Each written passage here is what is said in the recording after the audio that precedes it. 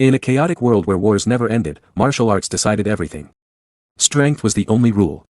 The weak were crushed, and the strong ruled. At the very top stood a legendary warrior called the Fist King Asura. He was pure power and destruction. No one could match him.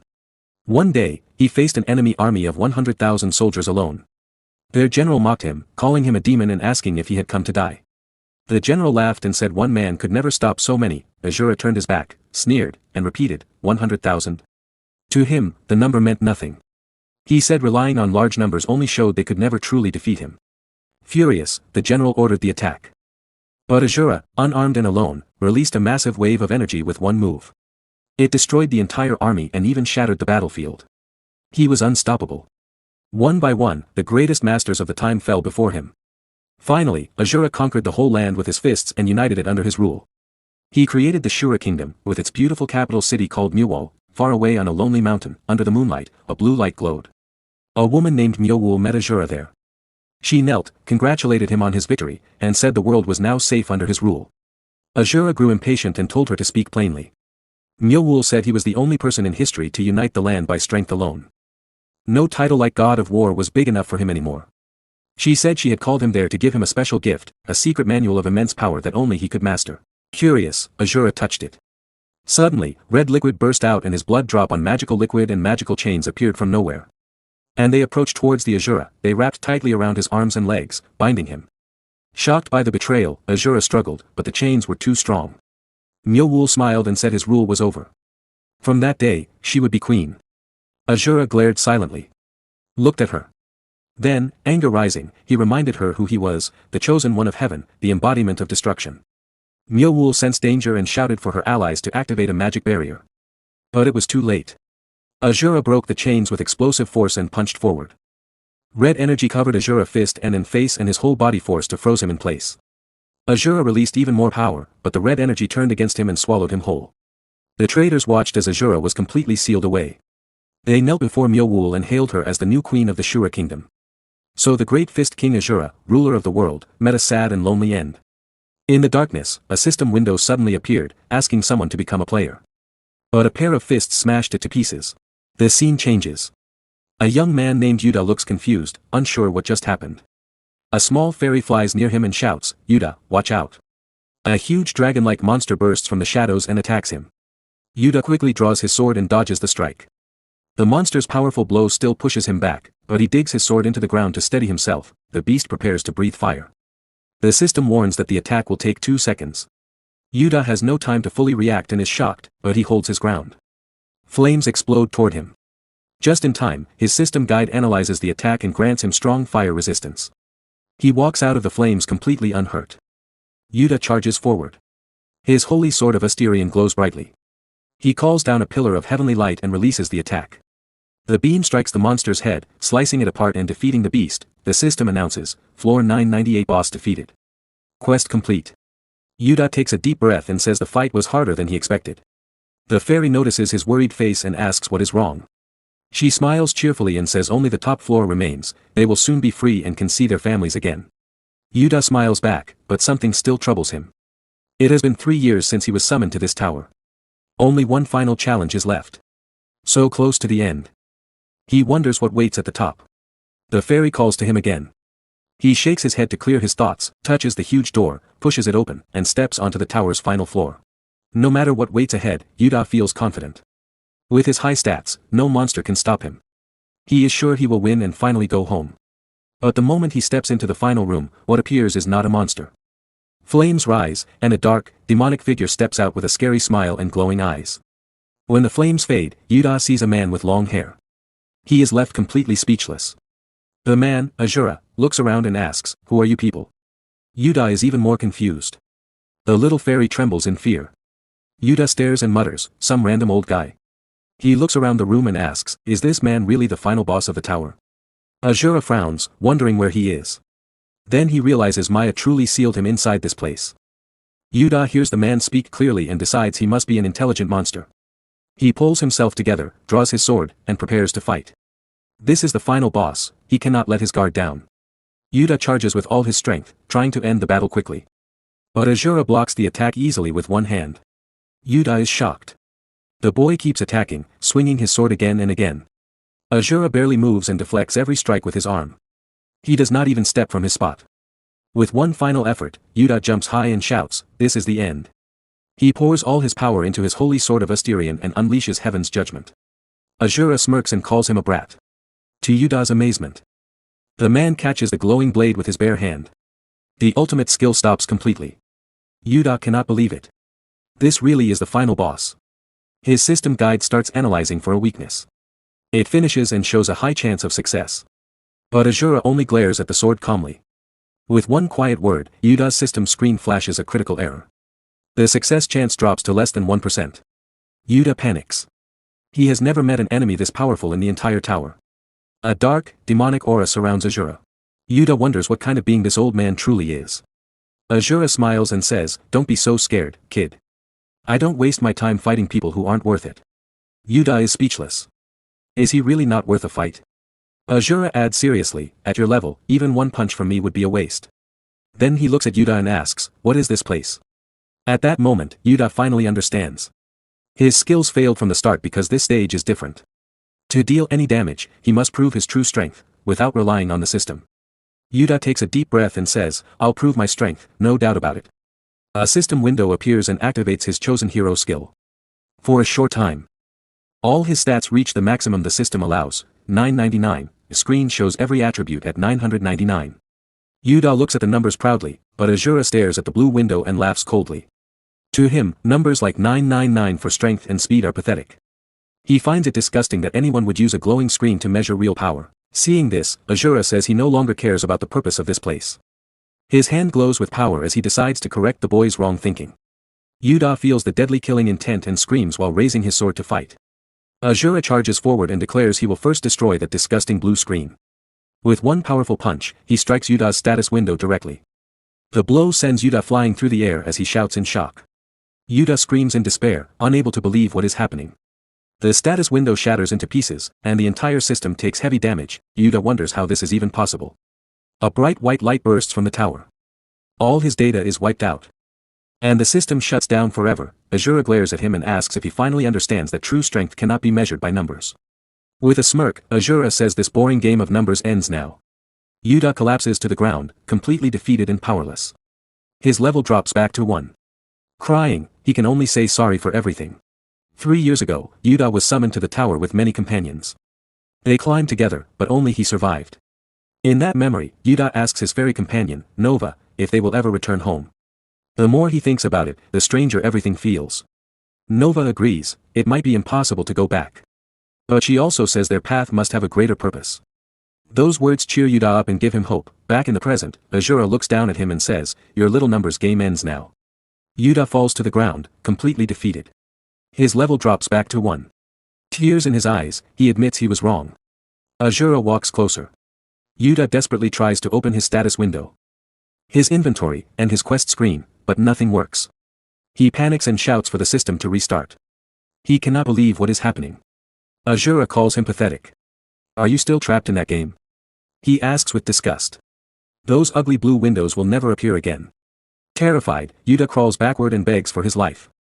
Asura stares at him coldly and repeats that he does not kill anyone who is not worth fighting. Then he asks again, "What is this place? How do I return to my own world?" Yuda realizes Asura is also a player. He explains that the only known way home is to clear the final floor of the tower. There is no other method. Asura does not understand the words and looks confused. Yuda thinks the man must come from a very ancient time. He sits down, trying to find simpler words. Finally, Yuda says, "To leave, you must clear the whole tower. You have to pass every floor, from the first to the last." With a sly smile, Yuda adds, "Since you're a player too, you should start by doing the quests." Asura misunderstands completely. He shouts that he will smash the tower to pieces. Yuda tries to stop him and explain that towers are not cleared that way, but it is too late. Asura releases a powerful wave of energy and begins destroying everything around him. Explosions start from the bottom and race upward. The entire tower begins to collapse. Yuda watches in shock and screams, "Why are you destroying the tower?" The system announces errors as huge chunks of the tower fall apart. Yuda falls among the rubble, terrified. He cannot understand how anyone can destroy a tower with bare hands. In the middle of the fall, Nova suddenly appears. She calls Yuda's name desperately. Yuda is surprised to see his old companion again. Nova reaches him, grabs him tightly, and holds on so they stay together. I'm sorry I was late, she says.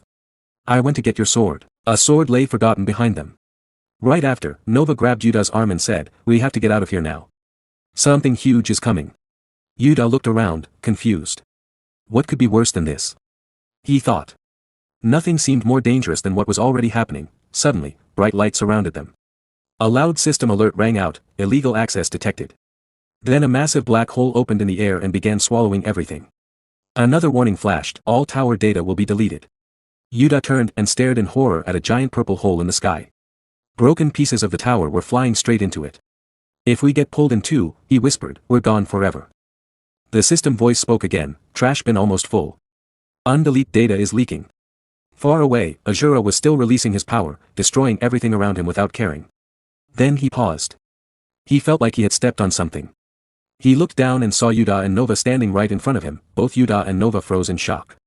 Asura turned around, puzzled. Even though the tower was completely destroyed, nothing special had happened. He had just stepped through the huge hole, and it vanished behind him. He shrugged and said, I did exactly what you told me, kid. I cleared the whole place. Yuda shouted, that's not clearing it. You went way too far. He warned Asura, if you keep breaking everything, something really bad will happen. Just then, a pillar of purple energy shot up from the ground. Yuda jumped back in surprise. Asura stared at it calmly. From the light, a woman with long white hair stepped out. Asura's face darkened. An unwelcome guest, he muttered, but when he saw her face clearly, he went pale and screamed, Myeowool. Thought it was the same woman who had betrayed him long ago. She looked at him with cold disgust and said, you little brat. You destroyed my tower. Asura's rage exploded. He charged at her, yelling about her betrayal. Without showing any concern, the woman simply raises her hand to stop the attack. With a simple gesture, she unleashes a wave of power that sends him flying and stuck into the ground. Seeing the scene, Yuda screams desperately for the man Asura. Unable to believe the woman's power, Myeowool approaches and asks Asura if he didn't hear her the first time. With a look of contempt, she repeats that she asked if he was the one who destroyed her tower. Yuda is in shock, realizing she defeated that monster with a single blow. He wonders if this could be the Goddess Eshua that Nova had mentioned earlier. Getting up, Asura digs his fingers into the earth and says he finally understands. He states that she is very different from the Myeowool wall he knew, as she uses a strange power. From this, Asura concludes that she was the one responsible for building this darn tower.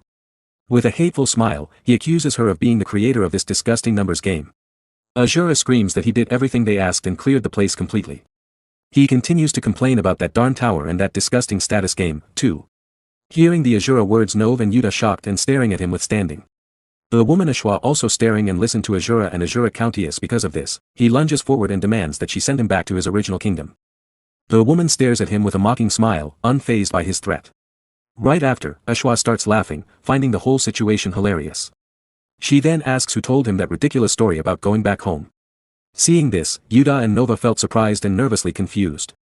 Asura gets up and she tells him to break whatever he wants without a care. Mai challenges him, saying that if he destroys everything she's created, she'll send him back. Suddenly, system announces that data from the recycle bin is being restored in front of Yuda. With that, several players begin to appear, and the boy is left confused about what's going on. He's in shock when he sees that these players are his former deceased companions. With a wicked smile, the woman says that the towers he needs to destroy now are different ones. The scene shows a world filled with countless towers, revealing that many more still need to be conquered. Yuda burns with anger. When he sees how cruel it all is, a golden aura bursts from him. Right away, he charges forward with all his strength, sword raised. But the woman blocks his attack easily with her purple energy. She catches the blade in her hand and calls him trash for daring to attack her with such weak power. The dead companions came back to life one by one. Eshua looked at Asura and said, it won't be easy from now on. There are still many towers left in this world that you need to destroy. Then she laughed loudly. Yuda stared in confusion at his friends who had died, now standing alive again. One of the revived companions grabbed his arm and said, Yuda, let's hurry and climb the tower. Everyone, to the tower.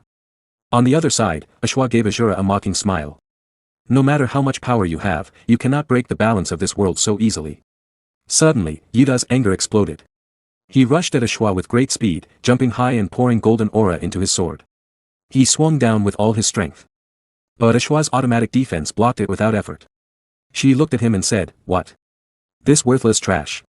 Filled with rage and despair, Yuda screamed, how are my dead companions here again? He remembered how they had all risked their lives climbing that meaningless tower. Is this why you brought us here? He shouted.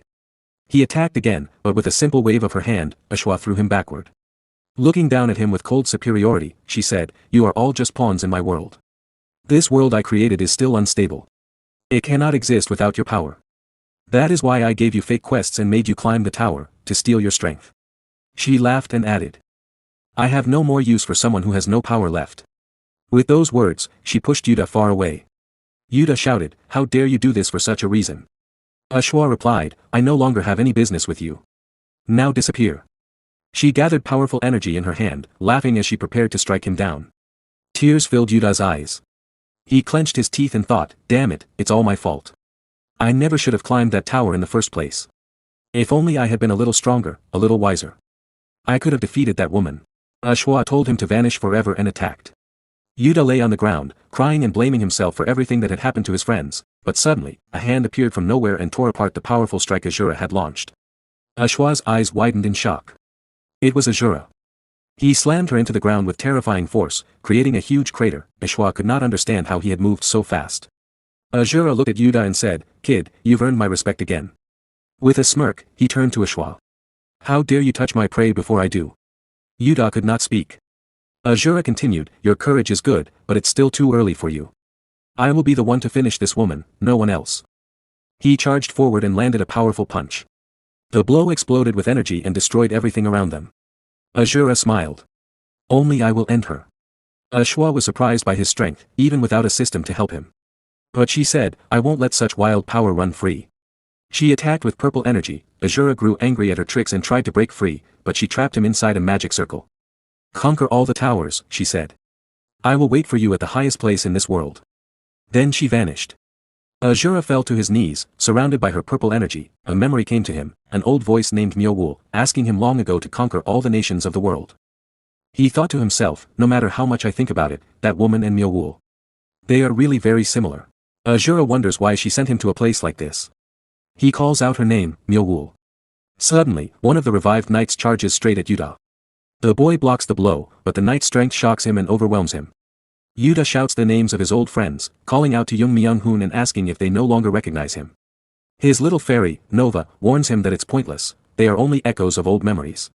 Even knowing this, Yuta hesitates to fight the people who were once his companions. Then Asura appears. With one punch, he defeats a knight attacking Yuta and says, "What are you doing, brat?"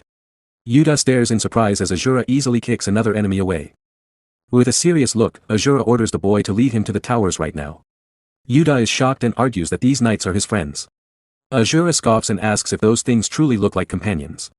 He says they are simply vengeful spirits of the dead, and nothing can change that.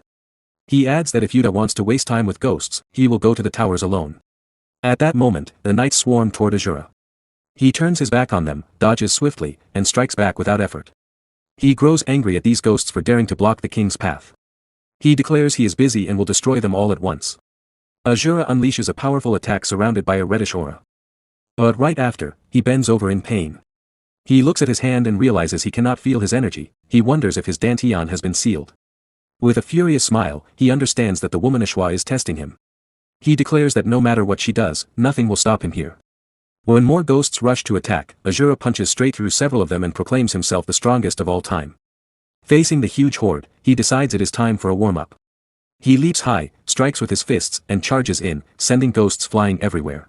Yuta watches in shock and admits that this old man is a monster for fighting alone. But he notices a serious problem: no matter how many ghosts Asura defeats, they keep respawning without end. If the fight drags on, even Asura could tire out. Yuta decides he must help. He grabs his holy sword. Just then, Nova appears and tells him to calm down, the situation is too dangerous. She warns that using the holy sword without his full stats could destroy his body. Yuta says he knows the risk, but a ghost grabs him and calls him into the darkness. The spirit of his old companion begs him to climb the tower together again. Yuta uses the holy sword's power to break free. With a determined expression. He says he must act to avenge his dead friends. No matter what happens, he will find the woman Eshua who caused all this. Yuta shouts to get Asura's attention while the man keeps fighting the ghosts. With confidence, Yuta asks if the warrior can take his next attack without dodging and tells him to keep drawing the enemy's attention. Asura does not understand aggro and gets annoyed. He tells the cheeky kid to shut up and stop giving orders on the battlefield, then attacks more ghosts. Yuta's plan works, all the enemies focus on Asura. Yuta seizes the chance, leaps over the horde with his sword raised. For a moment, he looks at the faces of his former companions and feels pain in his chest. Tears fill his eyes as he apologizes to his friends one last time. He swears he will avenge them, no matter the cost. Then he releases the full power of the holy sword. A massive golden magic circle forms in the sky. Bright energy crashes down, creating a huge explosion that wipes out all the ghosts. Asura smirks and calls the boy a bold, reckless brat. Yuta drops to his knees, barely able to move. Asura admits that the kid is actually quite useful after all. Yuta breathes heavily and looks at Asura with a determined gaze. He tells him to remember one very important thing between them: the one who will finish that woman will not be Asura. Completely exhausted, Yuta collapses. Asura easily picks him up in his arms. With a wide grin, he laughs and calls the boy a sassy, insignificant brat. He wonders how the kid dares to give him orders twice, but admits the boy made him laugh. As a reward, he promises that if Yuta grows stronger, he will get his chance for revenge. With a confident smile, Asura says he will eagerly wait for that day. The scene shifts to a ruined place covered in strange runes. A large hole gapes in the ground ahead. A mysterious warrior wearing a skull helmet and carrying an axe stands on a sharp rock at the edge of a cliff, surveying the landscape. Suddenly, a strange purple energy begins to glow from the eye sockets of the skull helmet. The scene opens in a remote valley surrounded by tall cliffs, with a powerful waterfall crashing down in the background. Asura sits under the waterfall, letting the heavy water pound his body to regain his strength. He stares ahead with fierce focus, enduring the training. The force of the water is so strong that it shatters the rocks around him. Still, he feels nothing, no inner power at all. Anger rises in him as he remembers how that woman, Eshua, dared to seal his dantian. He calls her bold for doing that. Realizing he has no other choice now, Asura turns to Yuta, who is still unconscious on the ground. He kicks him hard. "How long are you going to sleep?" he growls. Then he grabs Yuta and throws him down again. Yuta slides across the dirt. Annoyed, Yuta stands up, gripping his sword. "You muscle-brained gorilla. You're finally showing your true colors." Asura smirks. "You still don't understand the situation, brat. Do you want to die?" Yuta glares back. "Finish me then. But first, shouldn't we find that woman?" Asura's anger flares. "You idiot. She's hiding inside the towers. This whole world was created by her." Yuta and the little fairy Nova shrink back, scared of Asura's rage. With a wild smile, Asura continues, "If I destroy every tower, I'll force her out." Yuta sees the logic but wonders why he has to follow this madman. Nova whispers to Yuta, "No matter how you look at it, he's dangerous. He broke his own status window, who knows what else he'll do." Asura overhears and turns sharply. "What are you two whispering about?" Nova jumps in fear and hides behind Yuta. "I don't want to travel with you," Asura says coldly. Then he pauses. "But your sword skills might be useful, brat. Besides, you want the same woman I do. With your weak body, you'll never beat her alone. From now on, I'm training all of you, together." The scene shifts to a massive, strange-looking tower standing before them. A voice says, "We finally made it." Asura stares at the tower and thinks, this is one of the towers she built. He turns to Nova. "In just a few days, you've grown a lot, girl. With a body like that, you'll be useful." Nova bows seriously. "Thank you, master. It's all because of your training." Asura nods, then asks, "Where's that weak brat?" In the background, Yuta can barely walk, leaning on a stick for support. His body has no energy left. Nova proudly flexes her new muscles while Yuta mutters, "Just give me a second." He looks at them and says, "You're both lunatics." He stares at Nova in shock. She looks completely different, stronger, more muscular. Exhausted, Yuta collapses. "I can't take another step." Asura glares at him. "Pathetic brat. You can't even keep up." Then he looks at the tower. It's ugly and strange. Nova asks, "Master, are we going inside?" "I don't see an entrance." Asura smirks. "We don't need an entrance. We're going to smash this thing to pieces." Nova's eyes light up. As expected of Master. One punch and it's gone. Yuta panics and tries to stop them. "Wait. Think about this." But it's too late. Asura charges forward. Purple energy gathers in his fist. Just as he swings, a system warning flashes, "Critical error. Force transfer to tower interior." All three are suddenly pulled inside. Yuta screams, "You crazy old man.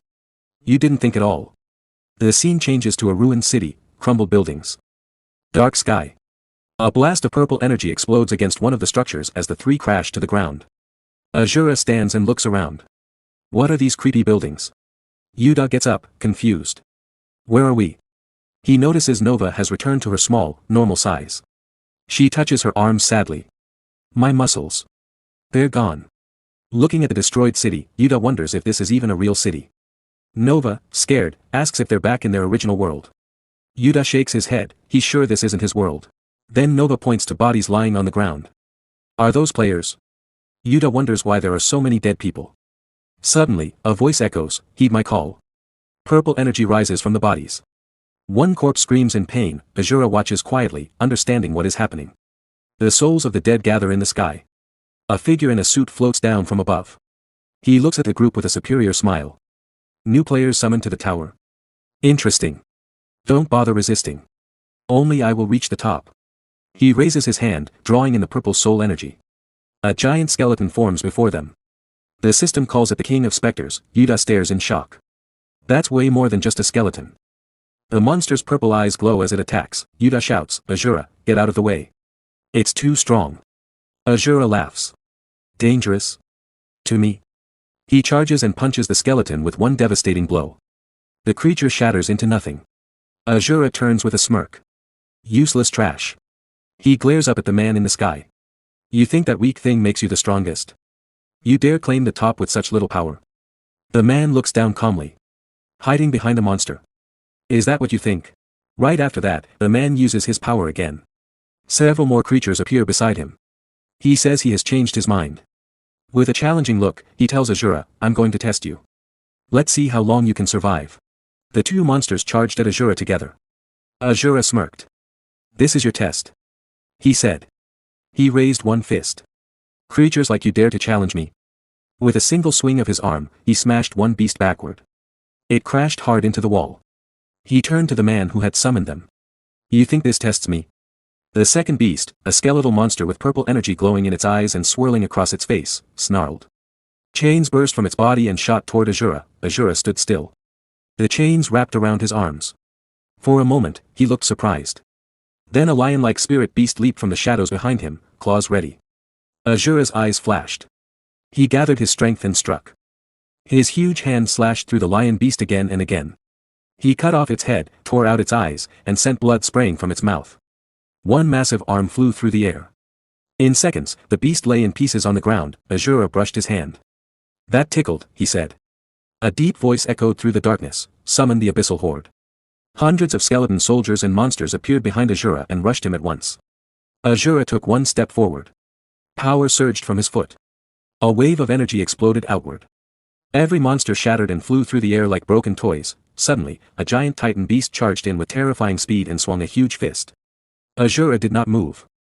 He raised his own fist and blocked the blow. The titan beast screamed in pain, shocked that its attack had failed. A deep voice echoed again, summon shackle wraiths. Countless ghostly figures wrapped in rattling chains rose from the ground around Asura. He was still holding the massive fist of the titan beast with one hand. Asura glanced at the wraiths and frowned. What are these? The man suddenly appeared right behind Asura. His eyes were cold and sharp. I don't understand, the man said quietly. I can't sense any stats or skills from you. So how do you have this much power?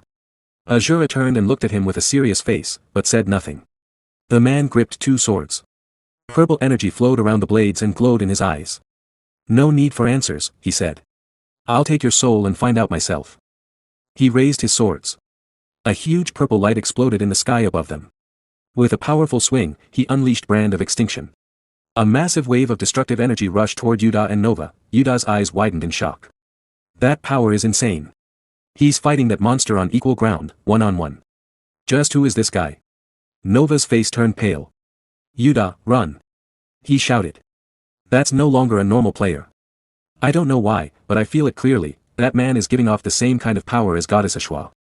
The battle between Asura and the man tore the tower apart. Dust and smoke filled the air. When the dust settled, the man stood calmly. Is this finally the last soul? He said. He was a troublesome one. He looked at the beast beside him. With this, my contract with Goddess Eshua is complete. He raised his hand. Purple energy gathered around it. Nameless player, he commanded, soul absorption. With a cold stare, he added, I will put your soul to good use. But in an instant, Asura appeared out of nowhere behind the man. With blinding speed, he slashed through the beasts at the man's side and cut off their heads. The man froze in shock. Asura stepped forward. You mentioned a goddess, he said. Are you talking about the woman who sealed my dantian, that cursed woman? He stared straight at the man. I have been looking for her. This works out nicely. Unless you want to die here. Tell me where she is. The man smiled. Sure. This fight wasn't going to end so easily anyway. But don't get the wrong idea. Purple energy surged around him. Dozens of glowing swords appeared in the air all around them. The one who dies in this tower won't be me, he said. It will be you. He sent every sword flying toward Asura. Asura blocked them all with his bare hands. Still smirking, he caught one sword, yanked it toward himself, and threw it straight back at the man. The force was so strong that even the air around it shook. The man's eyes widened in surprise as the sword flew past him and smashed into the wall, blowing a huge hole through it. The man smiled again. You really are an absurd monster. Purple energy swirled around the man's hands and swords. I won't deny it anymore, he said. You are strong. Now I will fight you with everything I have. He commanded, Armor of Hades. Dark armor formed over his shoulders and arms. He leaped forward with incredible speed and swung both swords at Asura. Cold eyes gleaming, he laughed. Try to take this. A massive wave of purple energy burst from his blades. Asura ducked low. The energy missed him and slammed into a nearby building, tearing it to pieces. Asura smirked. Is that all, brat? Not yet. The man shouted. He twisted in the air, jumped even higher, and prepared a stronger attack. Asura clenched his fist. You're right about one thing. The gap between our power is huge. He blocked both swords with his bare hand. A massive explosion erupted, destroying everything around them. The man felt a flicker of fear, then forced a laugh. Yes. You really are strong. For now. He turned his cold gaze toward Yuta, who had been watching in shock. You said you were looking for Goddess Eshua. The man asked Asura. She is the one who gave me this tower. But I haven't gained full control yet. So I made a contract with her. I would offer the souls of 10,000 players, and in return I would become the true master of the tower. He smiled darkly. And now, with this last soul, I've finally collected them all. In a flash, he appeared beside Nove and reached out to absorb his soul. Yuta's eyes widened. No. Nove. He drew his sword and charged. You bastard. Get away from him. The man didn't even look at him. Small fry should stay out of this. A huge beast appeared behind Yuta and slammed a hand into his chest. Blood sprayed from Yuta's mouth. He collapsed, eyes wide in shock. The man laughed as more titanic beasts gathered around him. Yuta lay on the ground, blood pooling beneath him. A system message appeared. Quest, Succession Ritual, acquired the final 10,000th soul. Full authority of the tower will soon be unlocked. Time remaining, 1 minute and 4 seconds. The man turned back to Asura. Looking at you, he said, I can tell you're a spirit master who controls vengeful ghosts. Asura's eyes narrowed. In my kingdom, there were always a few who practiced these vile arts, he said coldly. Wicked, twisted scum. I never thought I would see such disgusting techniques again here. Aura suddenly flared around his hands. I don't usually lower myself to use such filthy methods, he continued. But you've gone too far. Now watch carefully. A massive wave of pure aura surged from his palms, the true power of spirit arts. In an instant, the souls trapped inside the titanic beasts began to flow toward him. The man froze, his face pale with shock. He's stealing the souls I collected? Impossible. The system shouldn't allow this. Yuta's soul returned to his body first. Then the rest of the gathered souls streamed into both Yuta and Nove, bringing them back to life. Asura looked down at the two revived players and smirked. Now go wild, brats, he said. Do whatever you want. It's your turn. To crush that pathetic worm. Yuta suddenly regained consciousness. He stared at his own body lying motionless and felt like a ghost. Panic surged through him. What's going on? He cried. Don't tell me. I'm dead. He turned toward Asura and shouted, You did this, didn't you? Give me back my body right now. Asura's face darkened with anger. You idiot, he snapped. Who do you think you're blaming? If I hadn't stepped in, your body would have died long ago. That bastard used spirit arts to rip your soul out and turn you into his puppet. I stole his technique to stop him. By separating your soul from your body, I gave your flesh time to heal. So shut up and do what I say. Asura's anger faded into a cold smile. I also took several of the souls he was controlling. He's lost most of his power now. Yuta was still confused. He floated closer, staring at his empty body, trying to understand. Asura continued, You think spirit arts are nothing special? They don't seem to change much at first. Brats, show him the true power of spirit arts. One of the men stepped forward. Purple energy flared around his feet as he glared at Asura. You stole a few souls and now you think I'm worthless? He said. The man grew furious.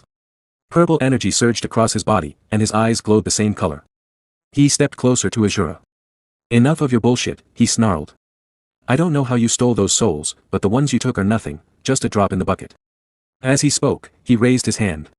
Purple aura flared brighter, and more demon beasts rose from the ground. Skeletons clattered up beside them. Then even more spirit puppet beasts appeared all around him. You call that the true power of spirit arts? He mocked. With just 2 people. Ridiculous. Asura laughed loudly. Ha!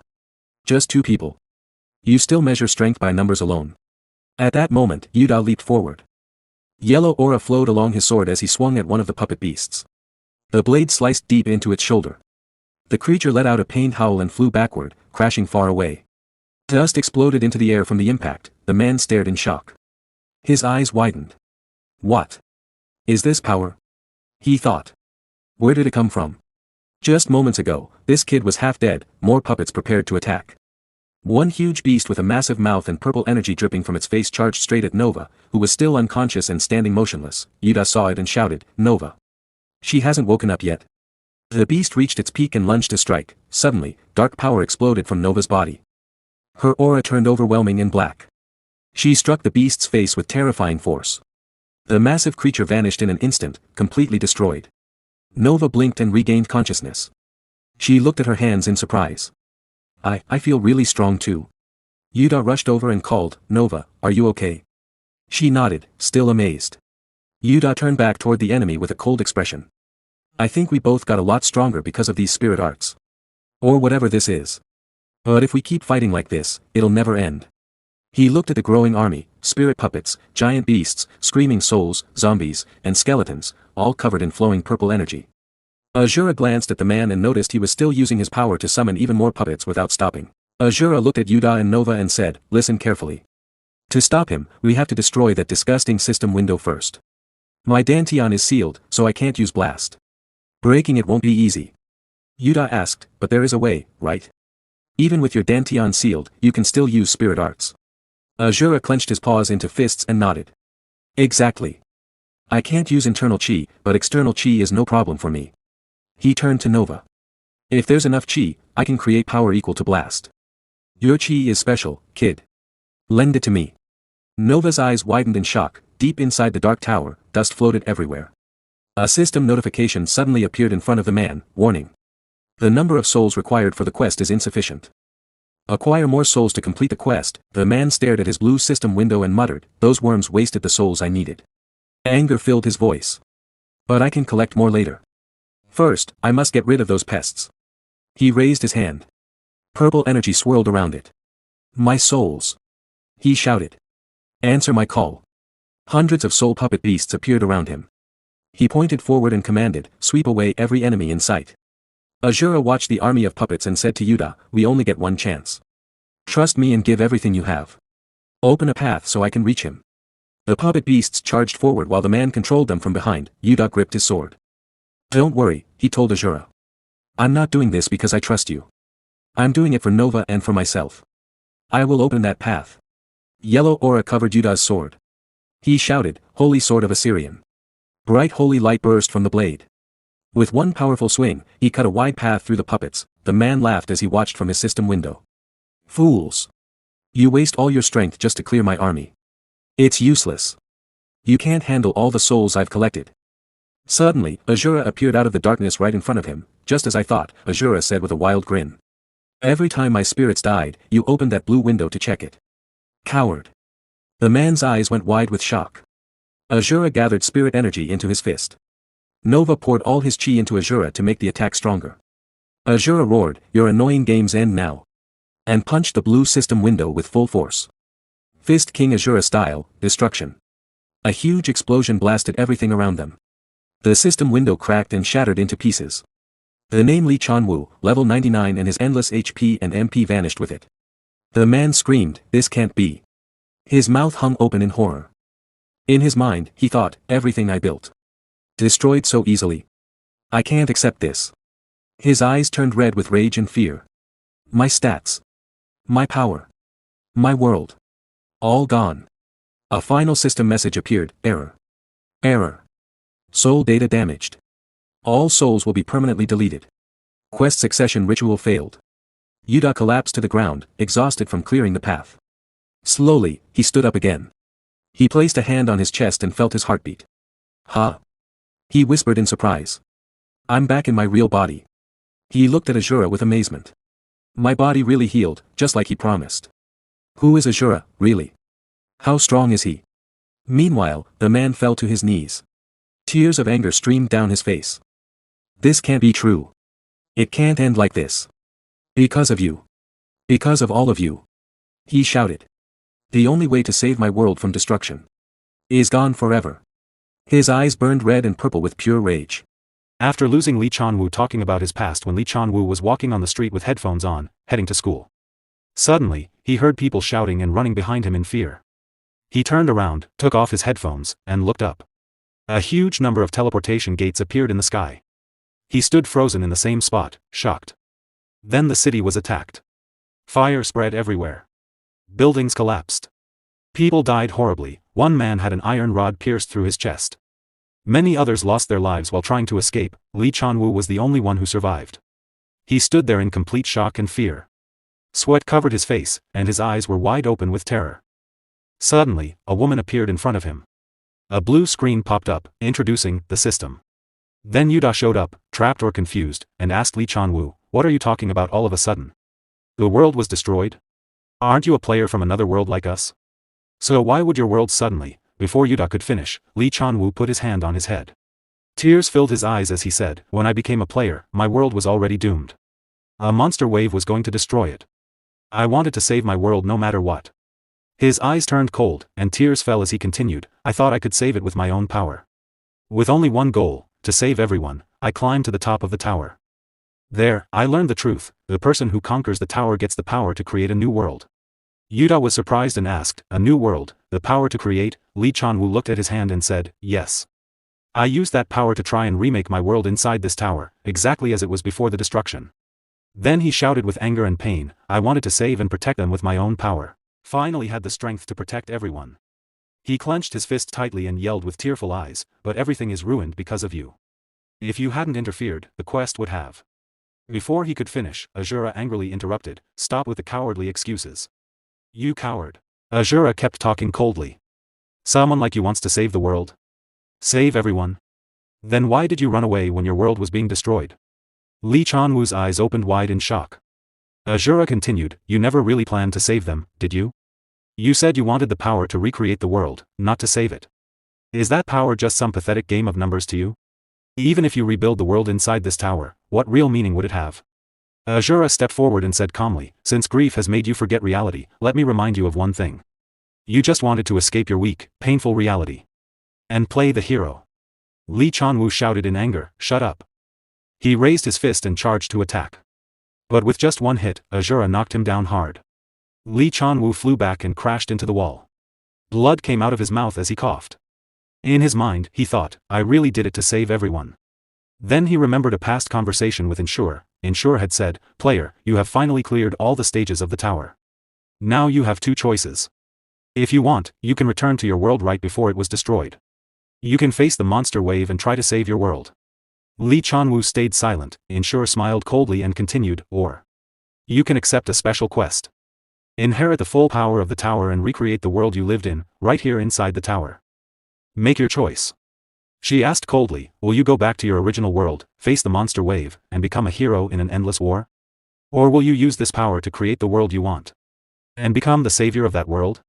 Lee Chanwoo thought for a moment. Then he answered, "I will inherit all the power of this tower. And save my own world." Back in the present, inside the tower, a system warning appeared, "The tower's system is collapsing.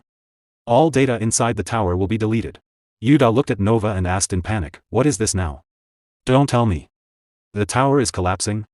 Rocks started falling around them. Yuda turned to Asura in fear and shouted, "Mister, what do we do? At this rate, we'll all die with the tower." Suddenly, Lee Chanwoo spoke again, weak but clear. "Eshua once told me something." Hearing the name Eshua, both Asura and Yuda paid close attention. Lee Chanwoo continued slowly, "All the towers in this world are connected by one single path." As he spoke, the last of his remaining power faded away. Yuda looked shocked. Lee Chanwoo went on, I don't know exactly what that one path means. But maybe. If you reach the end of that path, you will be able to meet the Goddess Eshua. With a tired, sad face, he said, if you want to find Eshua, seek out that path. Yuta asked, confused and emotional, what do you mean by that?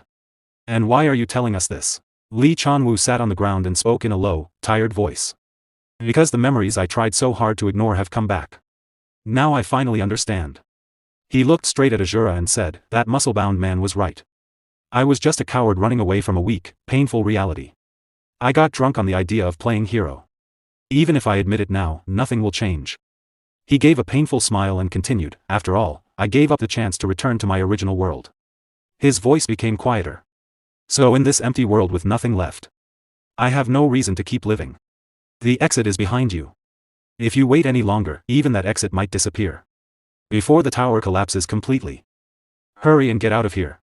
Asura looked down at Lee Chanwoo and said calmly, you intend to stay here and die. Understood. You were a coward, but you are not pathetic. Do what you want. Asura turned and walked toward the glowing exit that had appeared. As he walked, he said, if I meet that woman later and crush her, I'll do it for your share too. Yuta quickly called after him, surprised, mister. Are you really just going to leave him here? Yuta added, he can come with us. He can look for Eshua too. Asura turned his cold eyes toward Yuta and said sharply, silence, you ignorant brat. He was defeated in a real life or death battle. Then Asura looked back at the huge teleportation gate and spoke again. For the winner to spare his life and let the loser choose his own place to die. What greater mercy could there be? Yuta looked confused and turned toward Lee Chanwoo, but, before he could finish, Nova interrupted urgently. There's no time, Yuta. Soon the entire tower will completely collapse. Yuta clenched his teeth. I know, Nova, but I can't. He shouted with determination, I can't just give up on a person's life. Then Yuta bent down, lifted Lee Chanwoo onto his back, and carried him. Nova looked shocked. Lee Chanwoo spoke weakly while being carried on Yuta's back. What are you doing right now? I have no power left. No purpose left. Even if I leave the tower like this, I have no reason to live anymore. Yuta looked at him and shouted, even if you say you have no reason to live, if you keep going, a reason will appear someday. So don't just throw your life away. Lee Chanwoo became silent. Sadness filled his face, but he didn't say anything more. After a moment, he asked quietly, you. What is your name? Nova looked at both of them, confused. Yuta said, annoyed, oh, seriously? In this situation, you have to ask that right now? Then he answered, it's Kim Yuta, you jerk. Happy now? Lee Chanwoo replied coldly. Kim Yuta. That's a peculiar name. Yuta shot back, what? Are you done talking? Then what's your name? Lee Chanwoo answered, I am called Lee Chanwoo. Yuta laughed a little. Not exactly a grand name either. Then Lee Chanwoo said seriously, Kim Yuta. I have one final request for you. Suddenly, a yellow wave of light passed over his shoulder. It gathered into a glowing power that came from the tower. Yuta stared in surprise. Lee Chanwoo continued, please use this power for the right cause. Yuta was shocked and asked, what is this all of a sudden? Lee Chanwoo said firmly, get off me. Who asked for something like this? Even if I leave the tower, I will disappear soon anyway. Without the power of the system, it's impossible to keep this body alive. His body slowly started to fade and vanish into light particles. As he disappeared, he spoke one last time, Yuta. You must return to your original world. Yuta looked at him with deep sadness. Tears filled his eyes. He held the glowing power tightly in his hand and shouted, Lee Chanwoo. At that moment, the system warning appeared, the tower is completely collapsing. Time remaining, 1 second. All data in the tower will be deleted. The entire tower began to break apart and slowly got absorbed into a huge purple energy. The system announced coldly, number 312 tower has been completely destroyed. Somewhere far away, Eshua sat watching everything. A small smirk appeared on her face, now that's just one tower. You better try harder, unstat player. After defeating the tower keeper, the tower slowly began to disappear, the system sent an alert, all data of the tower has been deleted. From far away, Yuta and Asura watched the tower vanish. Yuta could not believe it. He said, really? Everything is gone, then he looked at the new power flowing in his hands. With sadness, he whispered, from the moment the stat window shattered. Was it already too late to save him? He remembered Lee Chanwoo's final moment and thought, if the stat window breaks, the player's real body dies too. That means I should have died already. So why am I still fine, unlike Lee Chanwoo? He stared at the disappearing tower and wondered, do I still have some of the system's power inside me? Suddenly, Asura stepped closer and asked, why have you been making such a serious face, kid? Asura looked at him with a serious expression and said, is it because that spirit master died? He gave a small laugh. You're more sentimental than you look. Yuta kept holding the new power in his hand. He looked at Asura sadly and replied, yeah, so what? Are you going to nag me again? He stared at the power again and said, Lee Chan-woo. That guy. I just feel uneasy about it. He was definitely a bad person, but it feels strangely bittersweet. And in the end, he gave me this. He lifted his hand with the power. He told me to use it for the right cause. And to make sure I return to my original world. Yuta looked at Asura and said, I don't know what kind of power this is, but right now. It feels right to give it to you first, mister. Asura reached out and took the power into his hand. He looked surprised and said, I can feel that damn woman's chi inside this. Maybe. With this power, I can finally unseal my dantian. After hearing that, Yuta asked in surprise, really? Then will you regain all your strength? Asura looked at the object in his hand and said calmly, don't get ahead of yourself. With this amount, I will recover only a tiny fraction. Although the feeling from this object is the same as hers, it is much weaker than the powerful chi that sealed my dantian. Yuta looked curious and asked, I've been wondering for a while. What exactly is this dantian? You're already so strong even without it. Asura held the object and stared at it. The power I use now comes from external arts. It is pure physical strength, nothing more. Both Yuta and Nova looked shocked. Yuta asked nervously, so? Since you met Eshua, you've been fighting with just your raw physical strength the whole time. Nova added quietly, he's a monster.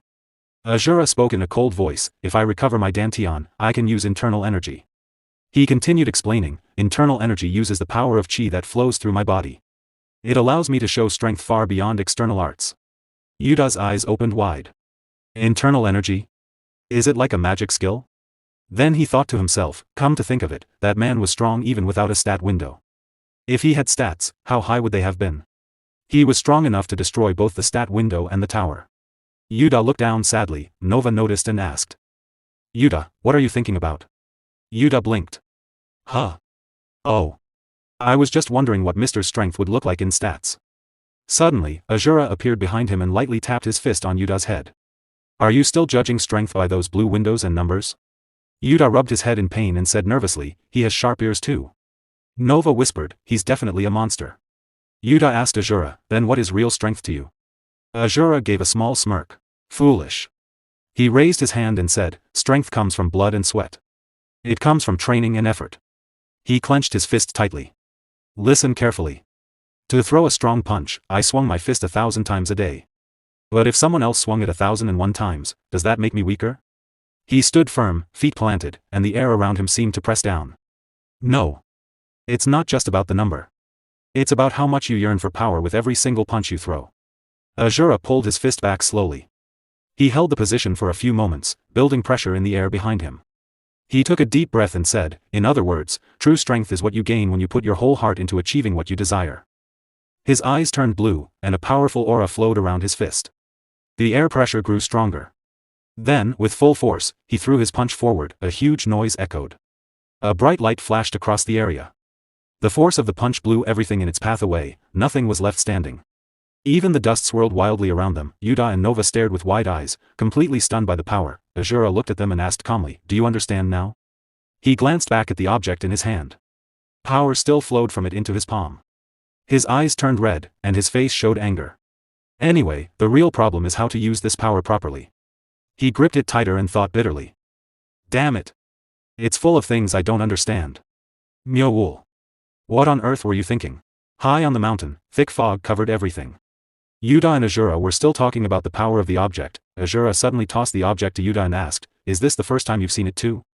Yuta caught it and replied, yes, that's right. Because of someone, my stats got destroyed before I could finish the tower. I thought everything would end once I reached the top. Asura listened and said, okay, I understand. Then he turned, looked at Yuta, and gave a small smirk. So. Would that guy know about this power? Yuta suddenly felt something and looked around. He noticed it too. Asura smiled wider and spoke in a cold voice. Reveal yourself. At that moment, a hidden figure stepped out from the fog. Yuta and Asura both stared at him, confused. Asura frowned after looking closely. What is this again?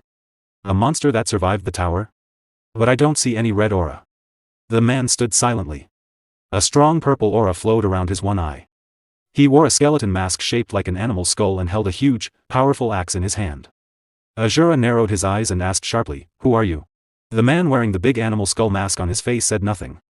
He simply raised his huge axe and pointed it at Asura, clearly challenging him to fight. Asura looked happy at the challenge. He laughed with a cold, chilling aura flowing around him. "Fine. No need for words. Come." The skull-masked fighter pushed 1 foot hard into the ground to build power. Purple aura surged around him. Then he jumped forward and swung his purple energy-covered axe straight at Asura. Asura bent down quickly and dodged the attack. He smiled, clenched his fist, and threw a powerful punch. The single hit sent the skull guy flying through the air. The skull guy managed to steady himself in midair. Purple aura flared brighter around his eyes. He spun his axe and came crashing down again with a fierce strike. Asura stayed in the same spot, not moving at all. The skull guy used a powerful move, an early splitter. Heavy purple energy exploded outward, destroying everything around them. Rocks flew everywhere, and the whole area shook. When the dust finally cleared, blood spots were scattered on the ground. But Asura stood unharmed. He had caught the axe blade directly with one hand and stopped the attack completely. Asura smiled and smirked. "You have quite the stance." The skull guy stayed silent. Asura gripped the axe tighter, pouring more power into his hand to try to break it. However, he shoved the axe back hard, forcing the skull guy to release his grip. Then Asura stepped forward and smashed his fist into the masked face. It is futile to target this king with just that. The powerful punch shattered the skull mask into pieces. The fighter flew backward a long distance and crashed hard. Asura smirked and said, "Try harder." After that heavy blow, a voice echoed from the fallen figure, "I can't forgive. I will never forgive." The fighter slowly stood up. Their eyes glowed with fiery anger. Yuta stared in shock, mouth wide open. That person. The hoodie fell back a little. It was a woman. A large mark covered part of her face. She still held her axe tightly and glared at them. "Why did you all destroy my tower?" Yuta looked at the shadowy figure. His eyes opened wide in surprise and shock. He said, "Well, it's true that we destroyed a tower. But we weren't sure if it was your tower."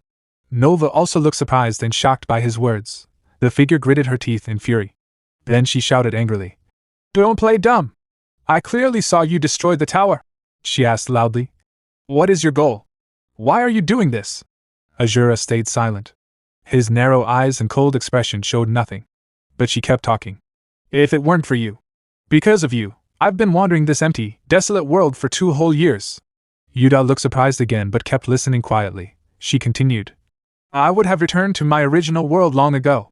Before she could say more, Asura suddenly raised his hand and hit her hard on the head. She fell down unconscious. Asura said coldly, "Why does a loser have so much to say?" Yuta was shocked. He could not believe what just happened. The sun was setting. The sky grew cold, and night was coming soon. After some time, she woke up. She sat on the ground. Yuta and Nova stood beside her. She said softly, "I'm sorry. I misunderstood you. And I almost hurt you." She touched her head sadly and whispered, "I'm truly sorry." Yuta smiled happily. He gently put his hand on her head and said, "It's fine. It was an understandable mistake. Please stand up." Nova also felt happy. He held Yuta's sword in his hand. She stood up on her feet.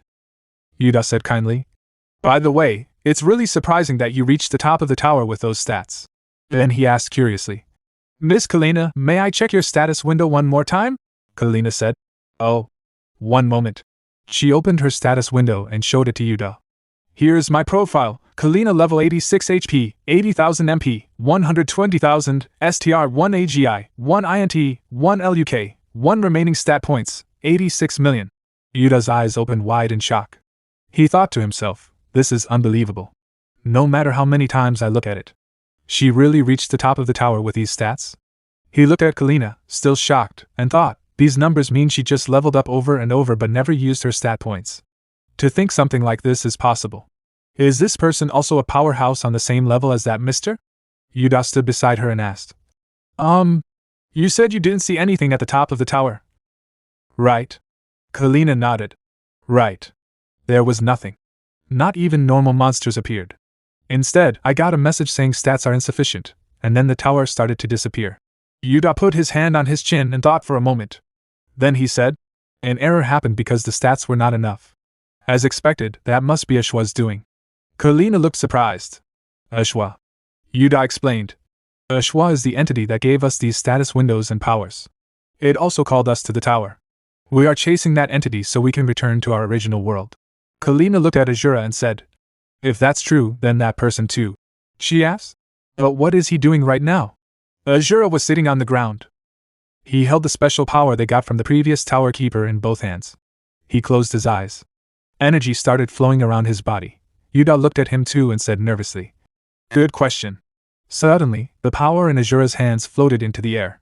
His mana glowed brighter and stronger. He was trying to unlock and release his sealed dantian. All at once, Asura released a huge burst of energy.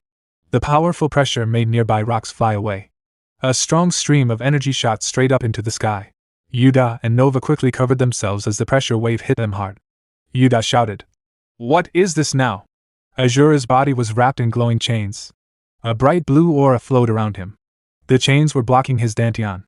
Yuda saw it and thought, he's just trying to recover his dantian. Why are the effects so dramatic and flashy? Suddenly, a strange aura struck Yuda's mind. He froze in fear. His face turned dark. His eyes glowed with strange light. He grabbed his head and thought, my head. Suddenly. Then he screamed in pain. Suddenly, a memory hits Yuda. He sees a huge mansion being destroyed by a massive explosion. Dust flies everywhere.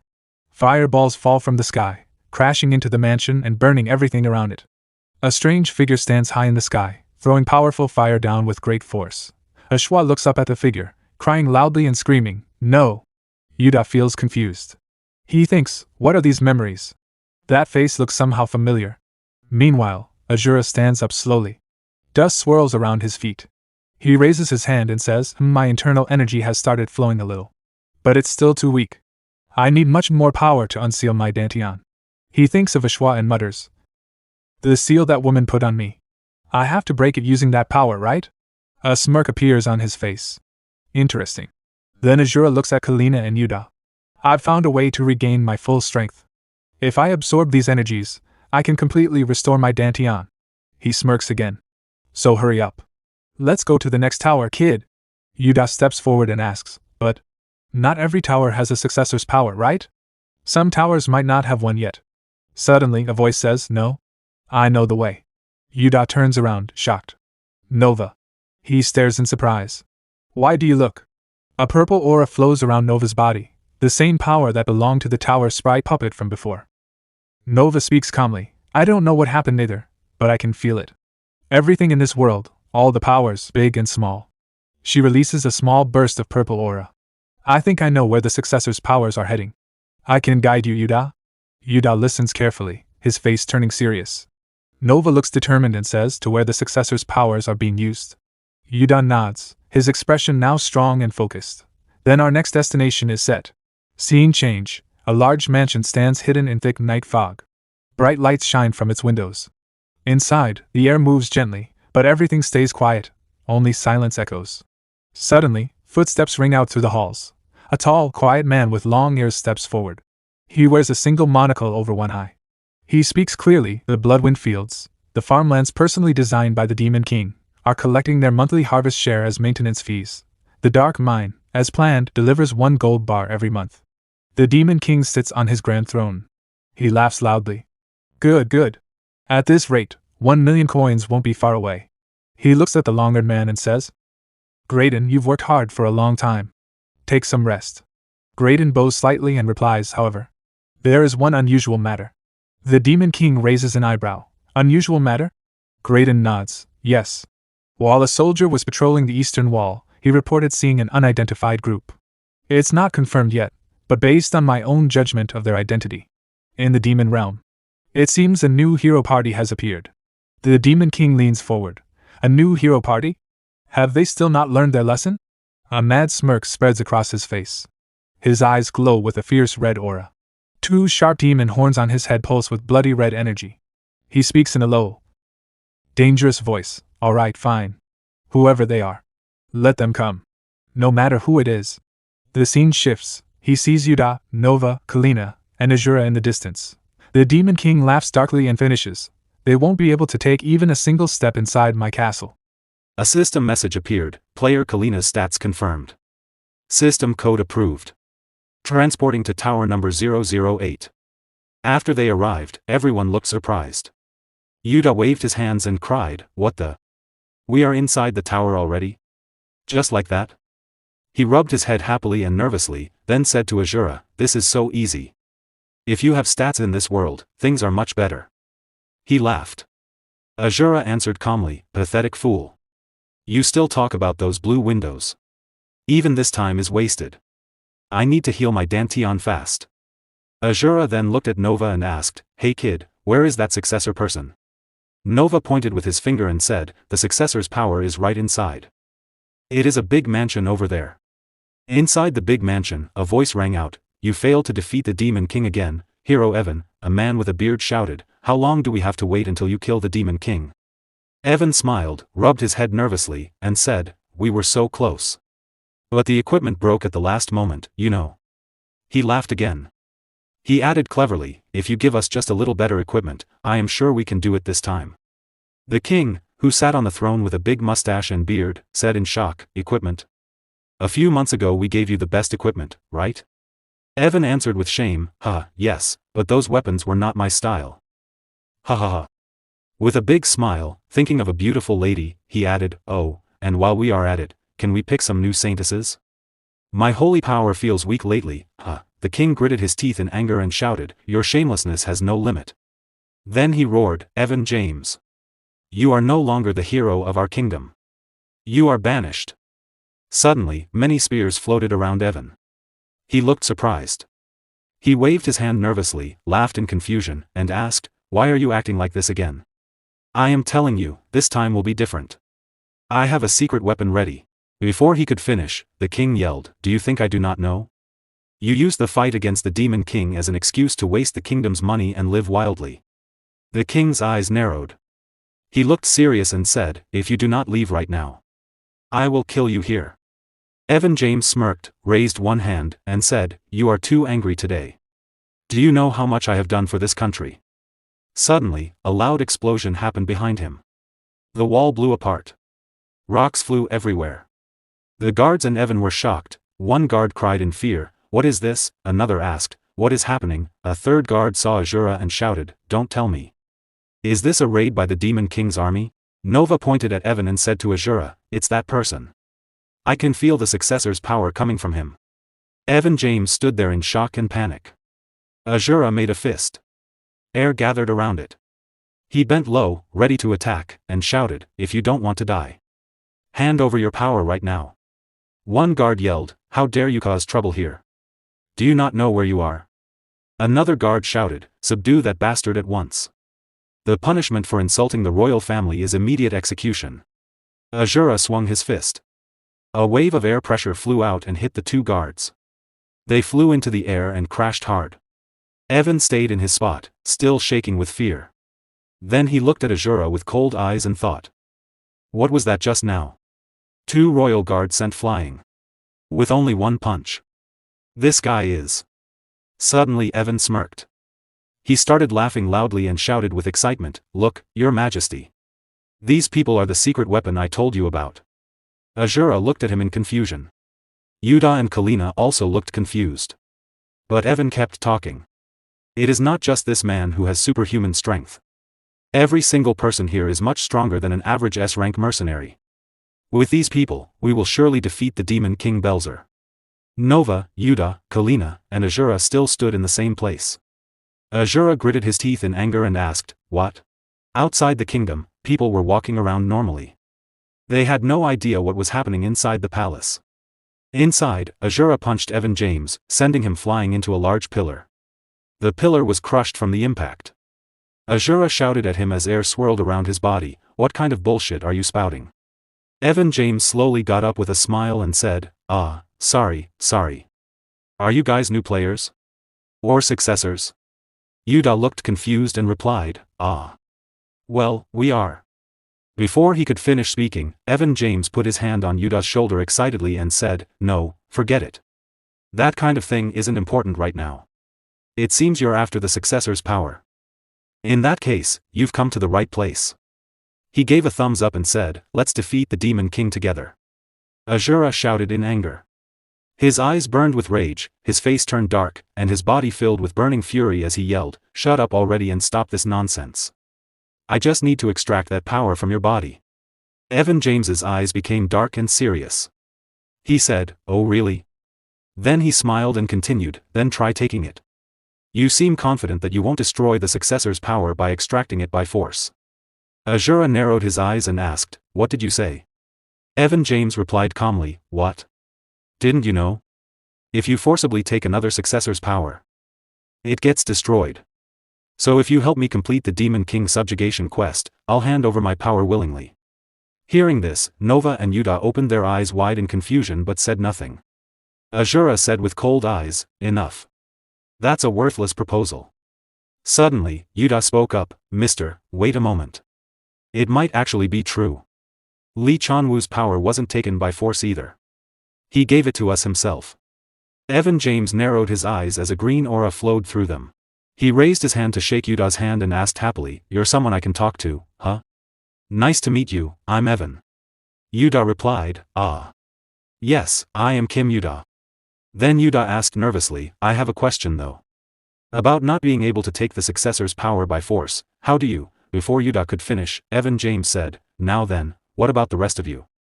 Deal? Kalina replied, I don't trust him, but it seems we don't have much of a choice. What do you think? Asura looked at Kalina and listened quietly. Then he pointed at Evan James and said, if I sense even the slightest trickery, I will twist your neck immediately. Evan James replied, of course, and laughed. He clapped his hands and said, anyway, since we've come to an agreement, shall we get our equipment sorted first? The scene changed. Lava flowed down the mountains. Smoke filled the air. The place looked like hell.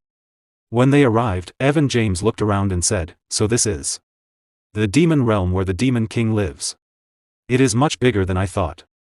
Asura, Kalina, Nova, and Yuta stared in shock.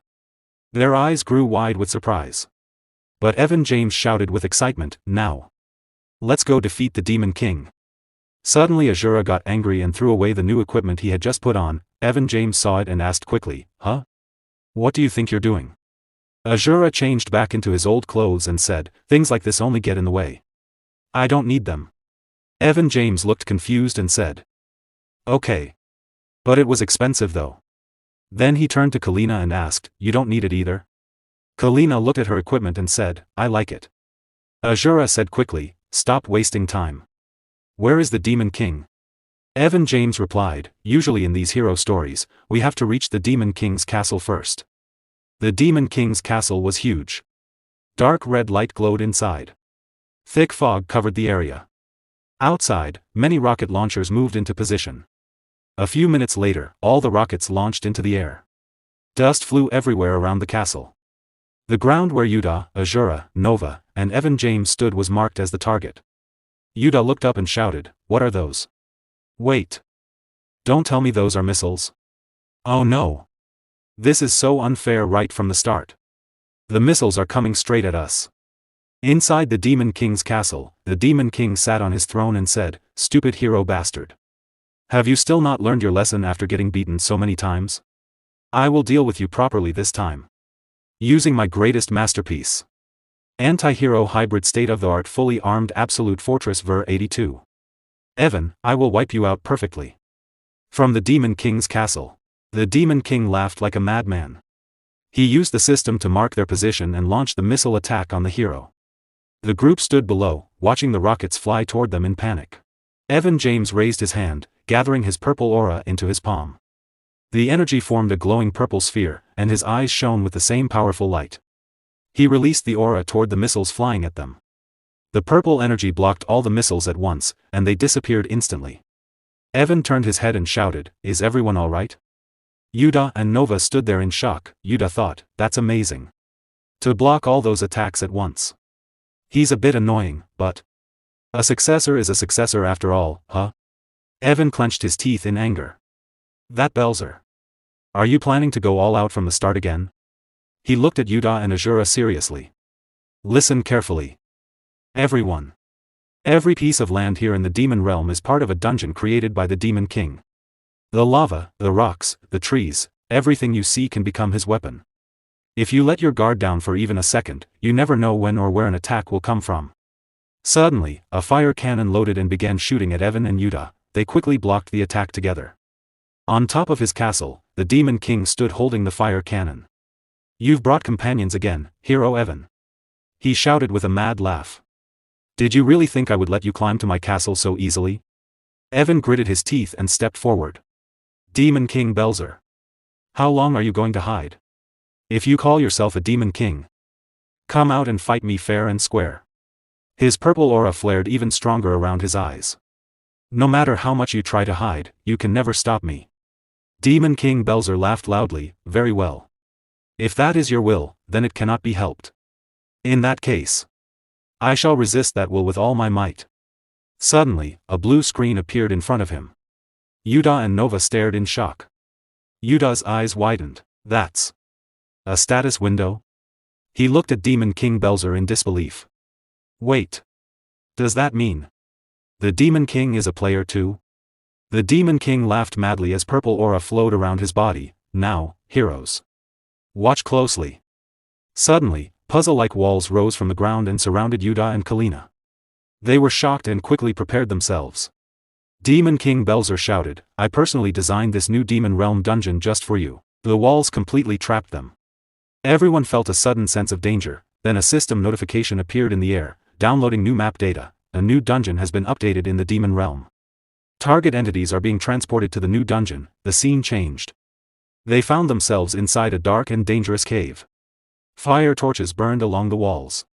Poison gas floated in the air, and human skulls were scattered on the ground. Suddenly, run! Yuta panicked and ran as fast as he could. A giant rock rolled behind him. "Why are there so many traps?" he shouted. Then he remembered, "I only touched one brick. Why did all this suddenly activate?" His eyes were wide with fear. And he was breathing heavily. No matter how many traps are hidden here, this is too much. Just then, Kalina appeared. She swung her weapon and destroyed the giant rolling rock in one hit. The rock shattered into pieces. After landing, Kalina asked, "Are you all right?" Yuta gave a nervous laugh. "Miss Kalina, you're safe." She looked around. "Where are the others? What is this place?" Yuta glanced around the dark cave. "It looks like this is a dungeon created by the Demon King himself." "A dungeon?" Kalina asked, confused. Yuta smiled slightly. "Yes. Are you not familiar with them? They often appear in games." He continued explaining, "A dungeon usually has a maze-like structure. Monsters and traps are placed randomly everywhere." Kalina nodded slowly. "I see. You're right. This place is like a maze.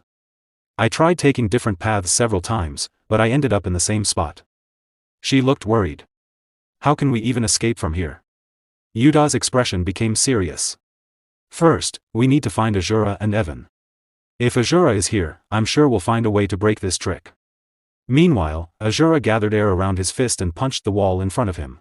The wall exploded into pieces, and dust filled the air. Evan looked at him in shock.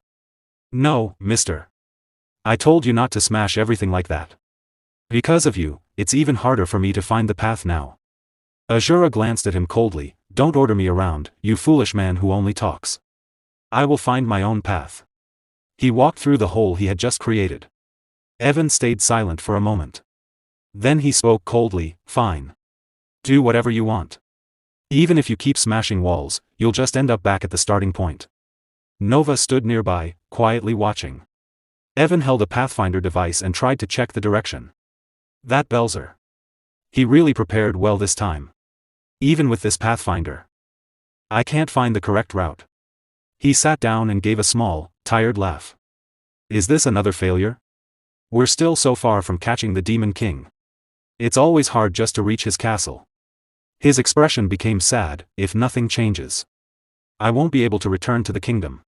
Nova looked at him seriously. "Hey, Evan. Why didn't you tell me before?" Evan looked at her, confused. "Tell you what?" Nova continued, "That besides you, there was another successor in this tower." Evan narrowed his eyes slightly. "What do you mean?" I'm not sure I understand. Nova shouted, stop pretending. Demon King Belzer is clearly a player just like you. And from him, I felt the same successor's power. Evan James smirked. You're an interesting kid. Then he spoke calmly. Yeah. That's right. There are 2 successors in this tower. When I received the successor's power, there was another player with me on the top floor. Nova's eyes widened, if you mean another player. Are you talking about Belzer? Evan gave a small smile. Yes. We thought we had cleared the tower by combining our strength. But it seems that wasn't the case from Goddess Eshua's point of view. Because of that, the successor's power was split in half. Later, we chose different paths. One went to the human realm, where humans live. And the other went to the demon realm, where monsters rule. Nova looked shocked, then when you said you would give us the successor's power, before Nova could finish, Evan interrupted with a wide smile. That wasn't a lie. But it's impossible to give power that isn't complete yet. And more than that, I have no interest in becoming the true successor of this tower. He smirked again. My only goal is to kill Demon King Belzer. Nova's eyes opened wide in shock. Evan stood up straight and stretched his back. He looked up and spoke softly, this story got longer than I expected. Don't think too much about it. He laughed lightly. Now then. Let's try to find the path through this dungeon again. Suddenly, boom. Asura appeared out of nowhere and smashed another wall. Rocks flew everywhere. Evan stared at him in disbelief. Ah. You really don't listen at all. I told you that you would just end up back here anyway. He sighed. To escape this dungeon, first we need to understand where we are, Asura interrupted him. Stop your nonsense and just follow me, you talkative fool. I have already found a way out of this place. Both Nova and Evan were shocked. What? Evan asked in disbelief. The scene shifted. In a dark area, a long staircase led deeper underground. At the bottom stood one of Demon King Belzer's subordinates, holding a sword. He slowly looked up and muttered, the hero. Has he escaped the maze? He tightened his grip on his sword. Then I suppose I will handle this personally. In the dungeon of the Demon King, Yuda looked around and said to Kalina, as expected. We've returned to the place with this statue again. It seems that in this dungeon, if you choose the wrong path, you have to start from the beginning. Confused, Yuda asked, then how are we supposed to find the right way? No matter how much we mark the walls. Kalina replied, it's useless. The marks disappear when we come back. Then Kalina looked at the statue carefully and said, isn't there something strange about this statue? Was it always this small? Yuda looked at it again and replied, you're right. It definitely seems smaller. The shape also looks a bit sloppy. Suddenly, Yuda remembered something. Wait. This dungeon is. Don't tell me. He quickly turned to Kalina. I think I found a way, Miss Kalina. Kalina stayed silent, looking at him with doubt. Yuda said seriously, just trust me this once. Let's go back the way we came. Kalina looked confused. What are you talking about? Go back the way we came? What good will that do? Yuda laughed a little, don't be so stiff. Instead of wandering around without a plan, isn't it better to try something? After thinking for a moment, Kalina sighed. Fine. In a situation like this, we have to try something if we want to escape. So they both walked back along the path they had already taken. After a few minutes, their footsteps stopped. They had reached the same place again. Kalina frowned. Yuda. How did this happen? Instead of finding the exit. We're back here again. But Yuda showed a wide smile. His teeth clenched nervously. Just as I thought. It's exactly as I predicted, he said. No, that's not it. It looks like the same place, but we actually moved one stage forward. Then he pointed ahead. Miss Kalina, look over there.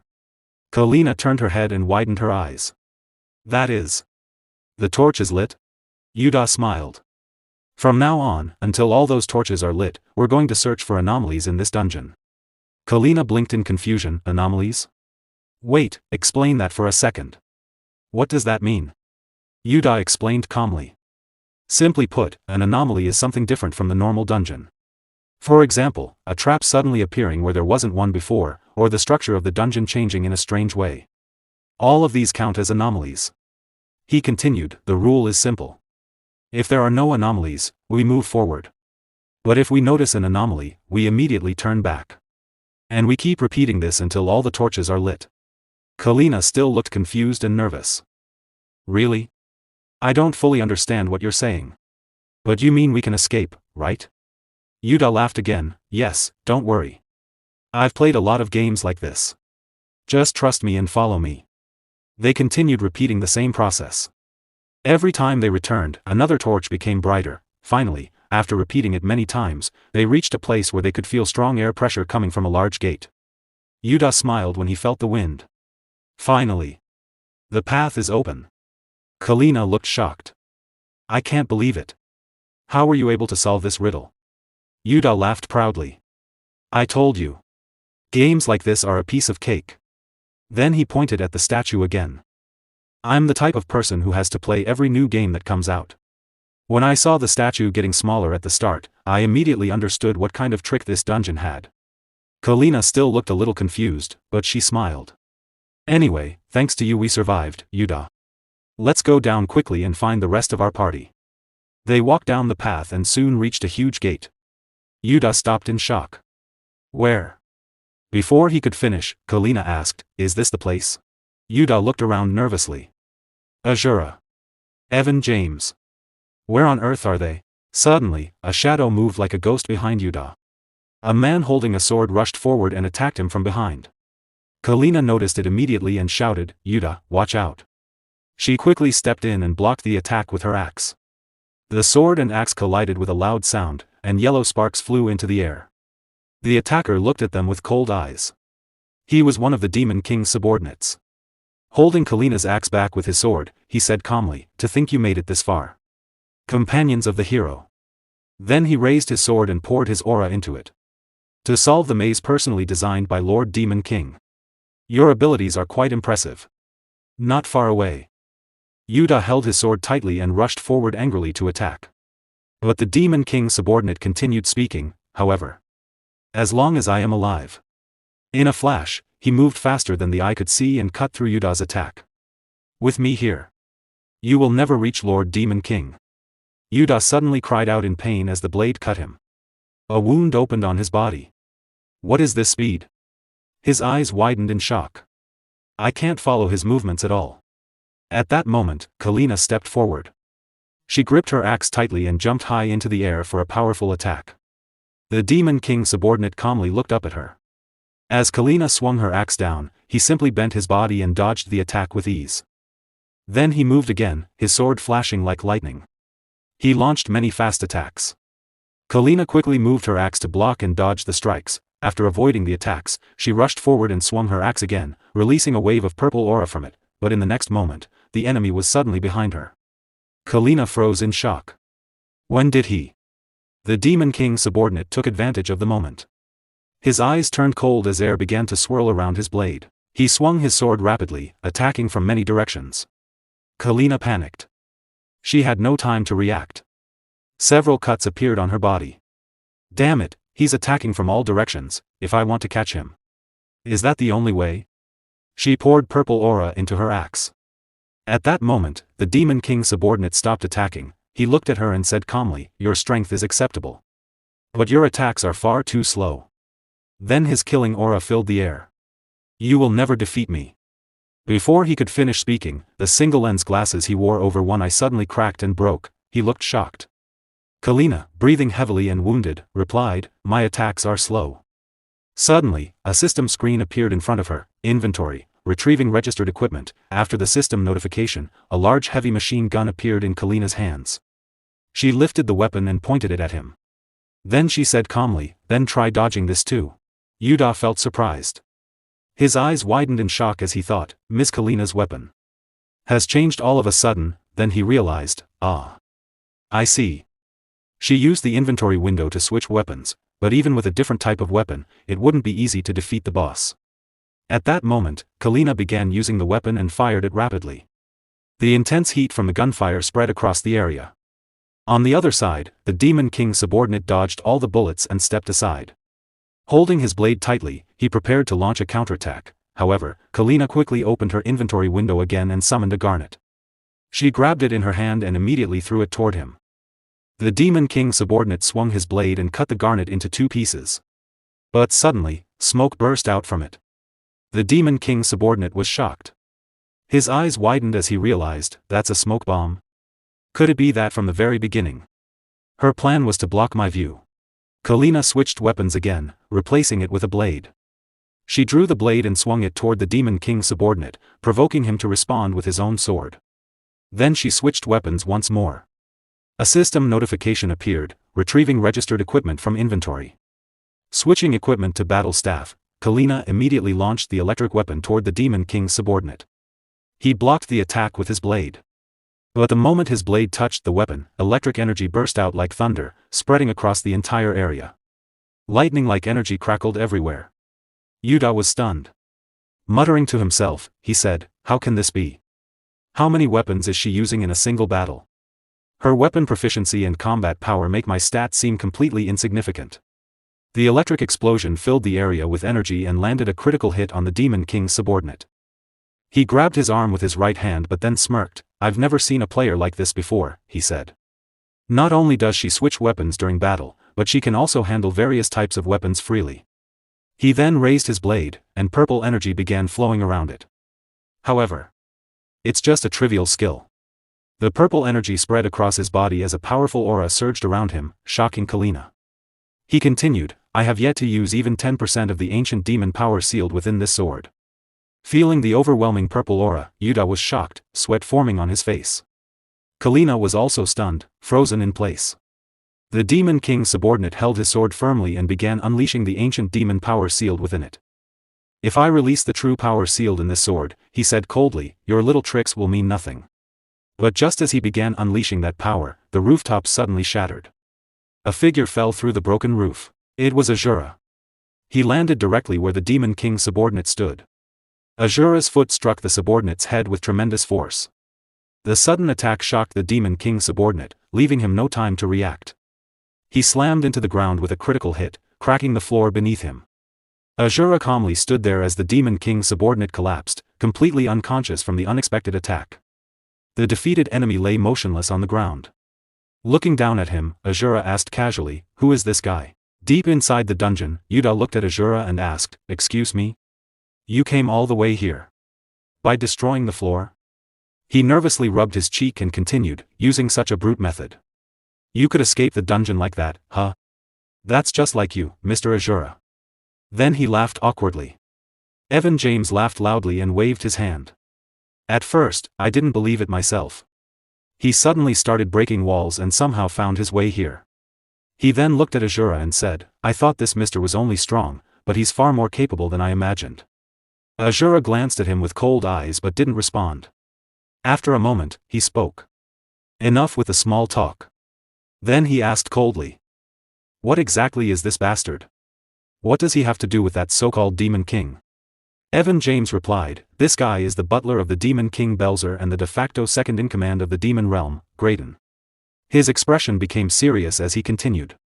"Every time we tried to attack the Demon Realm, he appeared as the boss of a dungeon designed by Belzer himself, blocking me and my companions from reaching the Demon King's castle.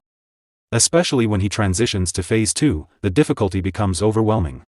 It becomes nearly impossible to read his patterns with normal strategies." Then he smiled slightly. "So we're quite fortunate. Before he could transition to Phase 2, this monstrous mister here crushed him into unconsciousness."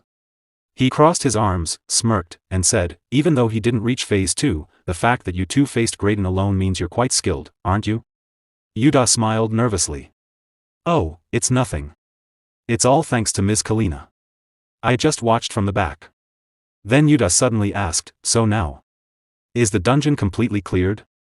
Since we defeated the boss, let's quickly find the exit." With a big smile, he added, "If we cleared the dungeon, there must be an exit somewhere around here." Kalina pointed her finger forward and asked calmly, "By exit? Are you talking about that?" A massive door that had been closed until a moment ago was now slowly opening. Yuda laughed. "You're right. Then let's get out through the exit." The group stood before the huge dungeon gate. Yuda said excitedly, "Let's ride this momentum and quickly take down the Demon King."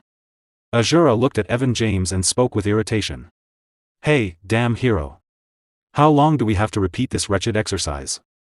His eyes narrowed. "When will I finally meet this so-called Demon King?" Evan James laughed casually and replied. We're almost there. Just hang on a little longer. If we clear the next stage, we'll finally get to see the Demon King. He smiled brightly. So let's all hold on just a bit more. Yuda looked confused and said, ah. Yes. But Mr. Evan.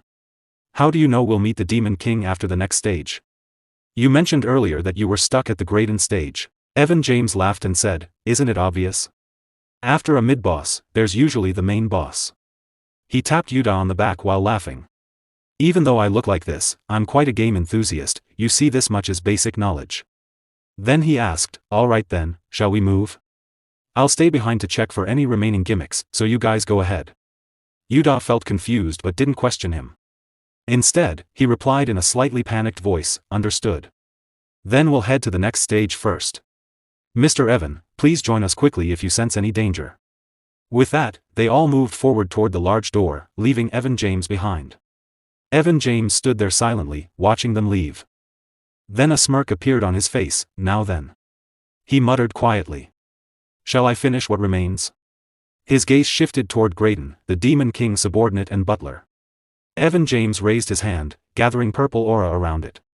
He then directed the energy toward Graydon and gave a command, Otherworld Warehouse Storage. Graydon's body slowly began to dissolve into the purple energy and was gradually absorbed into the strange storage space. Moments later, Evan James himself teleported into that same space using his purple aura. Inside the storage, numerous bodies of Graydon were already piled up behind him. Evan James smirked. With this. Is it already the 70th? Standing proudly in front of the growing collection. He let out a strange, almost crazy smile, then he whispered coldly, Belzer. Let's see you put in a little more effort. After clearing the dungeon, they all arrived at the first floor of the Demon King's castle. Nova and Yuda's eyes widened in shock. Nova looked around and asked, this place. Is this really the Demon King's castle? Yuda laughed and turned to Evan James. We arrived much faster than I thought we would. To think we've already entered the Demon King's castle. We'll be able to defeat him in no time. He laughed again and added confidently, besides, no matter how strong the Demon King is he really a match for Mr. Monster? With just one punch from him, the Demon King will be completely smashed to bits. Evan James chuckled, crossing his arms.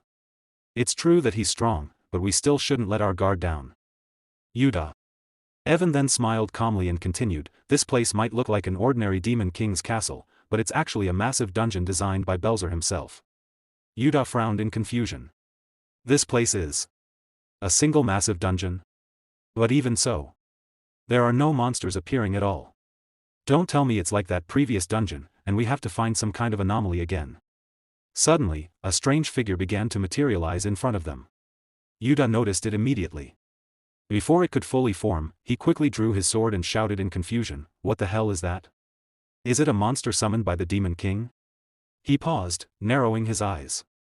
No wait. That's not a monster. It looks more like dummy data. At that moment, the Demon King's voice echoed throughout the castle, you've done well to make it this far, heroes. Everyone was startled as the voice continued. Even my loyal servant, Graydon, wasn't enough to stop you. But it won't be so easy this time. He laughed menacingly. I've already collected all your combat data. Now behold, heroes. Created by duplicating only your strongest data. My magnificent masterpiece. Yuda froze. Standing before them was a duplicate of Asura. His eyes widened in disbelief as he shouted, no way. Everyone stared in confusion at the Asura duplicate. Asura narrowed his eyes and stepped forward. What the hell are you?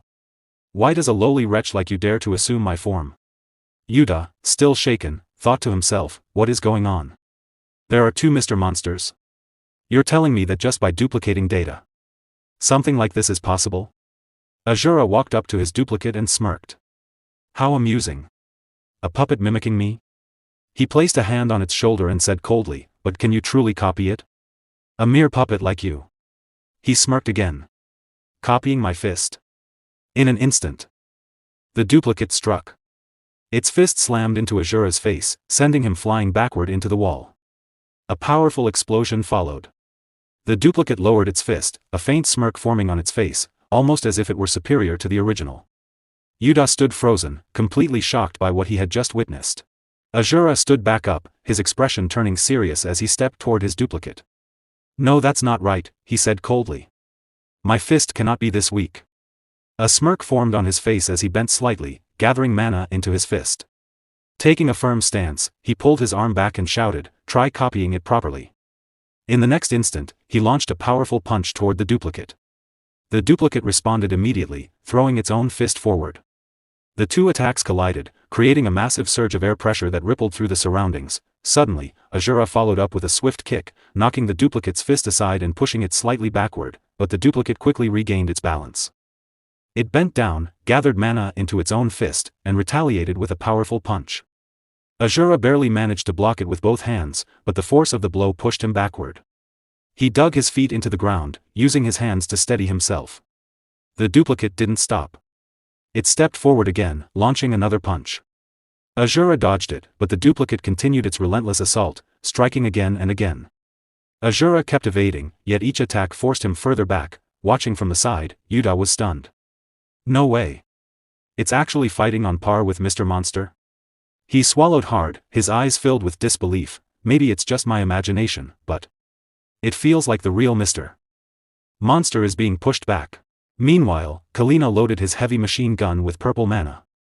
Holding it firmly, he pulled the trigger and fired at Asura's duplicate.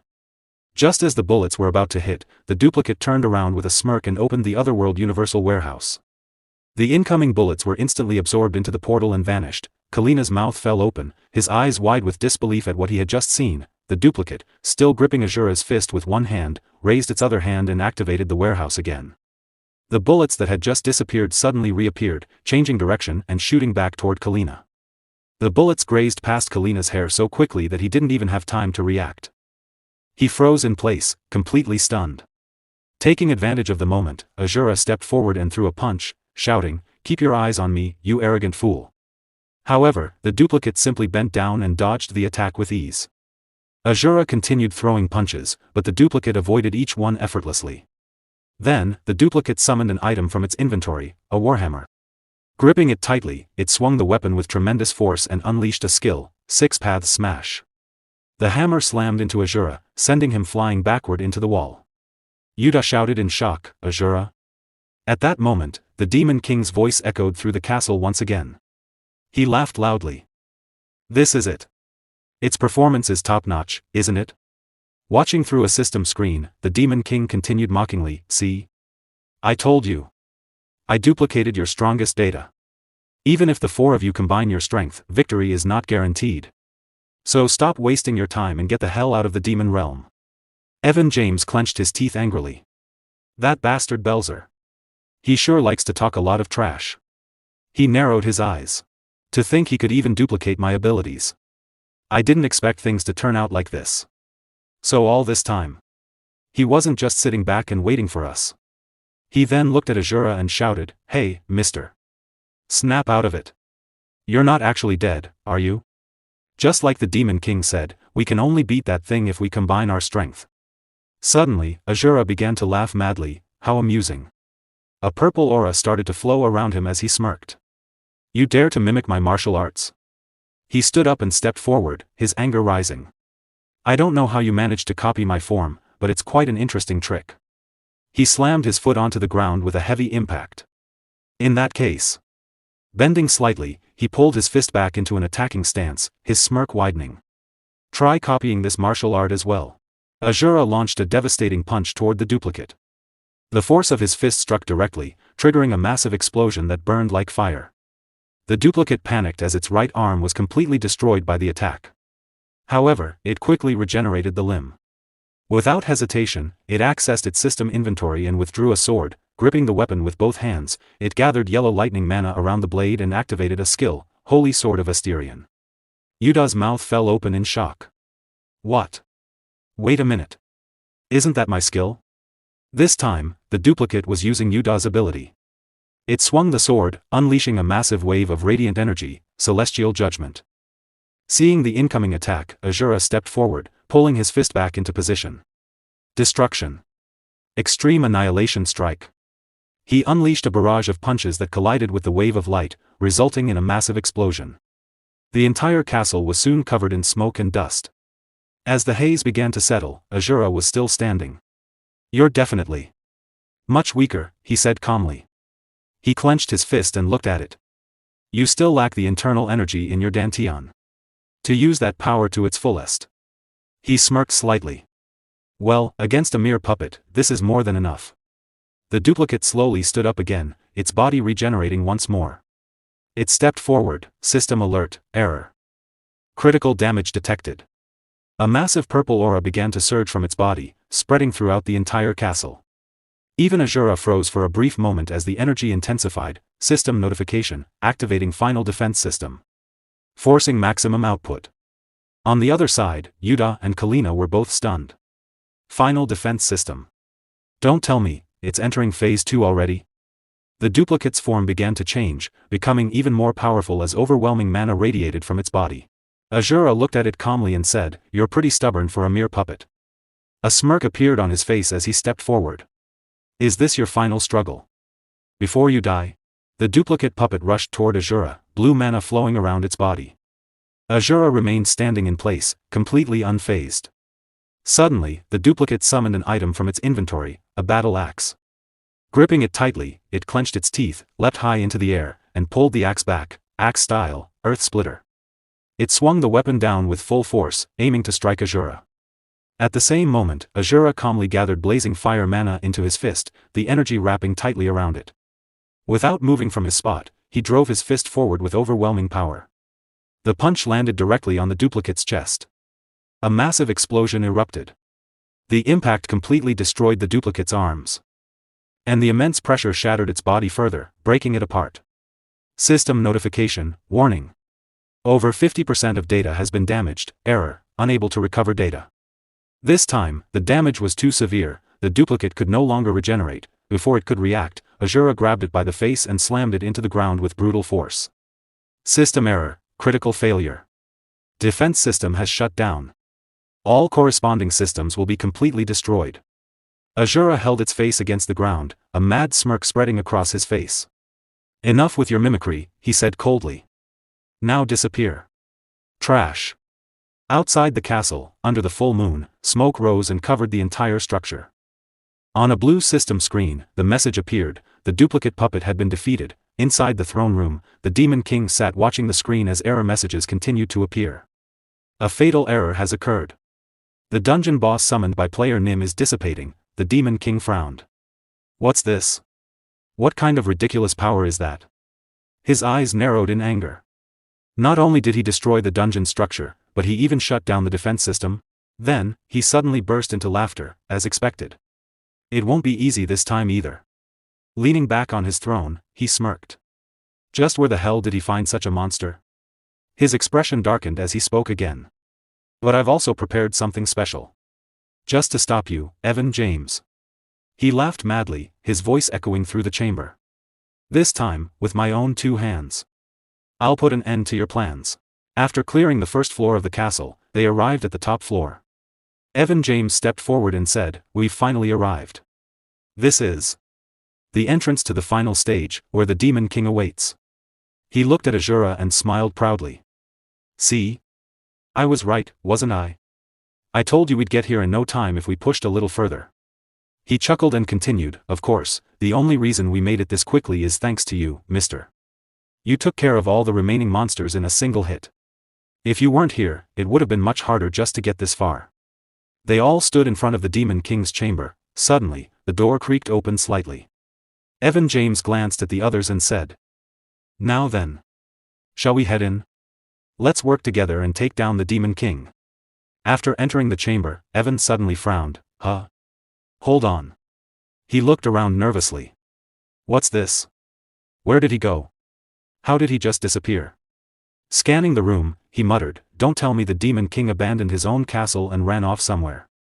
Suddenly, a system notification echoed throughout the room. "Warning. External intruders detected inside the Demon King's castle.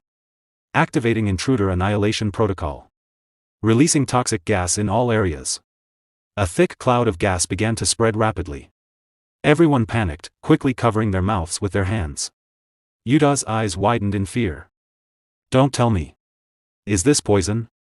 Of all things, the Demon King is using toxic gas? Footsteps echoed through the spreading gas. A figure emerged. It was the Demon King, wearing a mask that covered his mouth. He laughed as he looked at them.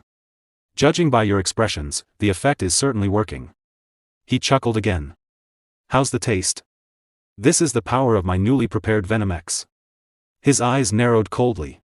From the moment you inhaled this toxic gas, your deaths were already guaranteed. The Demon King activated the system again. Spread more gas, he commanded. This time, an even darker and more dangerous gas began to fill the room. The Demon King stood there, waving his hand as a red aura glowed in his eyes. You were already dead, he said coldly. System notification, amount of highly toxic gas being sprayed is increasing. Danger. Toxicity concentration inside the Demon King's castle has reached 72%. Evan James covered his mouth and shouted, "Damn it. Everyone, hold your breath. If you inhale his poison gas, it's over. I'll distribute antidote potions to all of you right now." Before he could finish, Asura rushed forward without hesitation. He closed the distance in an instant and launched a powerful kick at the Demon King. But a barrier blocked the attack. The Demon King laughed. As expected. You're a monster. You can still move just fine even after inhaling this toxic gas? Or are you simply pretending to be okay? He raised a strange weapon, a poison gun, and fired it at Asura. The shot struck Asura's arm. How about this? The Demon King asked with a grin. Asura looked at his arm as the poison entered his body. This is. The Demon King smirked. This one will be harder to endure. It's far stronger than the previous poison. The moment it hits you, your arm will rot, and your organs will begin to collapse. Before he could finish speaking, Asura's fist slammed into his face. The impact shattered the Demon King's mask and sent him flying far across the room. Asura calmly grabbed the injection device embedded in his arm, crushed it, and smirked. How foolish. This is nothing. My body has already reached the state of absolute poison immunity. System notification, connection to the control entity has been lost. A critical error has occurred in the intruder annihilation protocol. The protocol will be forcibly terminated. Toxic gas will dissipate. On the other side, Yuda quickly drank the antidote potion. After taking a deep breath, he said, "Thank you, Evan James. I survived thanks to you." He looked toward the broken wall where the Demon King had been thrown. Wow. That Demon King was completely insane. Releasing poison gas the moment we entered, does that even make sense? Yuda smiled. If Evan James hadn't helped us, Kalina and I would have been dead already. Evan James laughed lightly. Ah, come on, it was nothing. I just handed out some antidote potions. I'm just glad I brought plenty of emergency items, just in case. Kalina nodded, still holding the antidote. I let my guard down too much. I should have brought at least one antidote like Evan did. I survived thanks to you. Thank you. Evan smiled and said, instead of thanking me, why don't you thank that guy over there? We were only able to make it this far because of him. Yuda followed his gaze and laughed. That's true. I knew he was strong, but I never imagined he'd finish it this fast. This is practically speedrun level speed. Asura, with a serious expression, spoke up. I assume you haven't forgotten our promise, Loudmouth. I've dealt with the Demon King just as you asked. So hand over that power to me at once. Evan James listened silently for a moment, then suddenly burst into laughter. Of course I haven't forgotten. Who do you take me for? He continued laughing. Now all I have to do is press the quest completion button. Don't worry, you'll obtain the successor's power completely. A blue system screen appeared in front of him. Quest, Successor's Ritual, defeat the Demon King. Will you complete the quest as is? Yes/no. Evan smirked. To think a day like this would actually come. I worked my ass off to clear this quest. He sighed, then laughed again. I constantly had to find new party members. The Demon King kept changing the dungeon mechanics, and the boss fights were ridiculously difficult. Just thinking about that butler guy gives me PTSD, you know? He shook his head. I almost grew old and died trying to raid this castle. Hearing this, Yuda looked at him in surprise. Evan. Then he laughed nervously. I know you've had a tough time, so hurry up and press the quest completion button. Evan James still didn't press the button, still. He said thoughtfully, it wasn't all bad. Whenever I went to town, everyone treated me like a hero. I could take expensive equipment and treasures from the kingdom's treasury whenever I wanted, just by using my name. He placed a hand on his chin, smiling to himself. And taking saintesses out on dates under the excuse of divine duties. That was quite enjoyable too. He paused, staring at the blue screen in front of him. If I end the quest like this, does that mean all those luxuries will come to an end? A grin slowly spread across his face as he began to laugh. Wait a minute. Wouldn't that be such a waste? Yuda clenched his teeth in anger. Evan laughed even louder. Since it would be a shame to end it like this, I'll just start over from the beginning. Suddenly, a system notification appeared. System notification: the successor has refused to complete the quest.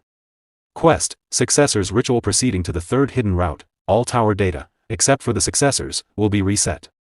Remaining time, 1 minute and 2 seconds. Yuda and Nova were both stunned. Excuse me?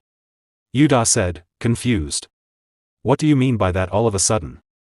After coming all this way, you're going to start over from the beginning? Why would you do something like that? Evan laughed casually. I feel a little bad for you guys, but I like my life in this tower too much to just end the quest like this. He shrugged. If possible, I want to enjoy this life forever. His tone turned colder. But that's impossible. If I don't clear the quest within the time limit, it ends with the Demon King's victory. He smirked. So the method I discovered was to intentionally trigger a bug in the quest and continuously reset the tower. He looked at them calmly. Soon, your data will disappear as well. Thanks for everything up until now. He laughed again. Thanks to you, I was able to reset it easily. Even after the tower resets. I won't forget you. Suddenly, a massive black cube was summoned above him by the system. It began to fall. Evan quickly jumped back, narrowly dodging it. Standing before him, the Demon King. Still alive. Covering his mouth with one hand, he waved the other slightly and spoke in a cold voice. I told you clearly, Evan James. I would never let things go your way. A system notification appeared again. System notification: the contents of the quest successor's ritual have been modified. It is no longer possible to reset the tower. The bug you have been abusing has been completely patched. A dark purple aura flowed from the Demon King's eyes, blood visible at the corner of his mouth. The Demon King Belzer raised his hand and sneered at Evan James. So, you patched the bug? With your own hands? Don't make me laugh. Even for you, that's impossible. Hearing this, Evan James clenched his teeth in anger, his eyes narrowing sharply. Belzer continued coldly, the only thing you can tamper with in this tower is this demon realm. A surge of dark purple energy gathered in his palm, swirling violently before expanding into a vast zone. The moment Evan was caught inside it, panic flashed across his face, a system notification echoed, system overdrive activated, movement restriction rules have been applied to the current zone, the targeted player cannot move for 10 minutes, Belzer stood before the immobilized Evan, effortlessly controlling the zone with one hand. You've given me far too much time, Evan. His voice grew colder with each word. Thanks to you constantly resetting the tower, I've learned more and more about its system and structure. Just as I expected, this tower is full of flaws. The basic system logic is a mess, riddled with contradictory code. He smirked. That's why you were able to exploit that precious bug of yours. Restarting from the beginning without completing the quest. Evan's eyes widened in shock, but he remained silent. Belzer's expression hardened. But now, you won't be able to do that anymore. A dark grin spread across his face, because I've taken care of every single bug in this tower. Belzer stepped forward, a massive surge of purple energy flowing around his feet. Let's end this now. He smirked and raised his hand. Above them, blocks of glowing purple code began to fall like rain. Our final game. Right here and now. A system notification echoed, generating a one-on-one combat space with the relevant player. The combat space is completely isolated from the stage, third-party intervention is forbidden. Flashback: at the top floor, when they first reached the top floor of the tower, countless monsters appeared before them. At that time, Belzer gathered a desperate, raging purple aura around himself. With a single, devastating strike, he slammed his power into the ground. The explosion of dark energy shattered the monsters into pieces instantly. Belzer turned and shouted, "Now's the time, Evan. If we destroy that artifact, all the monsters will disappear." Evan James smirked, gripping his sword as blue energy flowed around it. With one powerful strike, he destroyed the artifact. A system notification appeared, artifact, colony core has been destroyed, monster entities within the dungeon will be sequentially eliminated, one by one, the monsters began to vanish. Evan laughed. That's what I'm talking about. He turned to Belzer with a grin. This stage was easy too, huh? As expected, when you and I join forces, there's no stage we can't clear. Belzer smiled in agreement. Evan continued, by the way. Isn't it amazing? It's like this world is a perfect recreation of the virtual reality game we've always dreamed of. Maybe this world is a utopia made just for us. Belzer replied calmly, it's too early to let our guard down, Evan. We don't know what's coming in the next stage. Let's stay sharp and prepare. Evan laughed, yeah.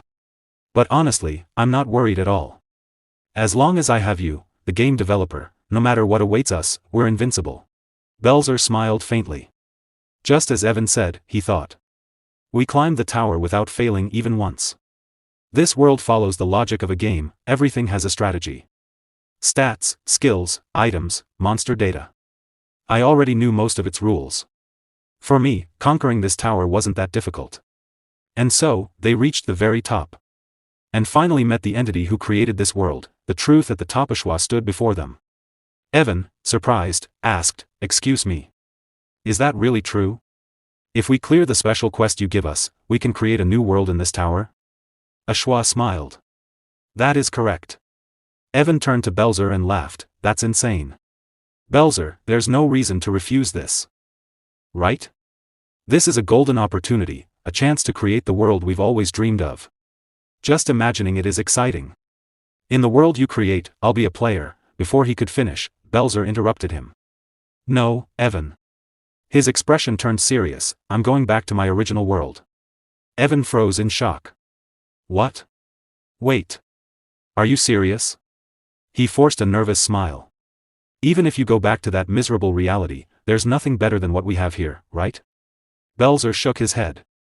No matter how miserable reality is. It's still reality. No matter what kind of world we create here, it can never replace it. Evan's eyes widened. Belzer. Eshua watched them and smiled calmly. It seems the two of you have different desires. In that case, let's settle it this way. His voice turned colder. The tower's reward can only be granted to one person. Whether it is succession of the tower or a return to your original world. Only one of you can obtain it. He let out a quiet laugh, therefore. To claim what you desire, prove it with your own strength. His gaze sharpened. The tower's reward will be granted. Only to the one who clears the quest. Back into present time. A system notification echoed through the battlefield. The current space is completely cut off from the outside, access and interference by external entities are blocked. Outside the isolated space, Yuda and Asura stared at the barrier forming before them. Yuda's eyes widened in shock. What? What is going on here? Why did that demon king suddenly resurrect? What on earth is happening in there? Asura, however, remained silent, watching with curiosity. He slowly raised his hand, forming a crackling yellow lightning spell in his palm. Without hesitation, he fired it at the isolation space. The barrier trembled violently as dark energy surged across its surface. A system alert rang out, error, abnormal interference detected. Yuda and Kalina stared in disbelief, their eyes wide and mouths slightly open. Yuda shouted, what are you trying to do now? Ignoring him, Asura placed both hands against the barrier and began forcing it open with sheer strength. The space itself started to crack under the pressure. Another alert blared, error, system malfunction due to abnormal external shock, external interference exceeds allowed limits. Inside the isolation space, Evan, James and Belzer stood facing each other. Belzer raised his hand, gathering a dense, dark purple aura. System overdrive activated, Lorem Judgment, Reign Ipsum. With that, he unleashed a massive wave of purple energy toward Evan. Evan reacted instantly. With a smirk, he summoned the Otherworld Universal Warehouse in both hands. Raising it before him, he activated Mirror Gate, absorbing the incoming attack completely, then reflecting it back at Belzer. Belzer responded immediately, activating System Overdrive again and forming an absolute barrier around himself. The reflected wave crashed against it but failed to break through. Evan burst into laughter. This is incredible. You can manually rewrite the system's rules. And even create a space like this? Belzer said nothing, watching Evan with a serious expression. Evan's grin grew wider, almost unhinged. As expected. You were meant to inherit the tower's power. If you love this world so much, why don't you take it for yourself instead of me? Belzer replied calmly, no matter how many times you reset this tower, I will never inherit it. Evan laughed again. I already told you, Belzer, I have no interest in that kind of responsibility. The only thing I want is to enjoy this tower forever as a player. With that, he lunged forward, rushing toward Belzer with a powerful punch. Belzer didn't move. The interruption suddenly, cracks began to spread across the isolation space. Before either of them could react, boom. Asura broke through the barrier and appeared inside. Evan's eyes widened in shock. In an instant, Asura closed the distance and struck Evan with a blazing fist engulfed in flames. Belzer's eyes shot open in disbelief. What? Evan dropped to his knees, blood spilling from his mouth as he struggled to support himself with one hand. What is this? All of a sudden, Asura stood over him, lightning crackling around his body. I warned you, didn't I? A powerful aura surged from him as he looked down at Evan coldly. Since you tried to pull a fast one on me, you wouldn't complain even if I killed you. Right?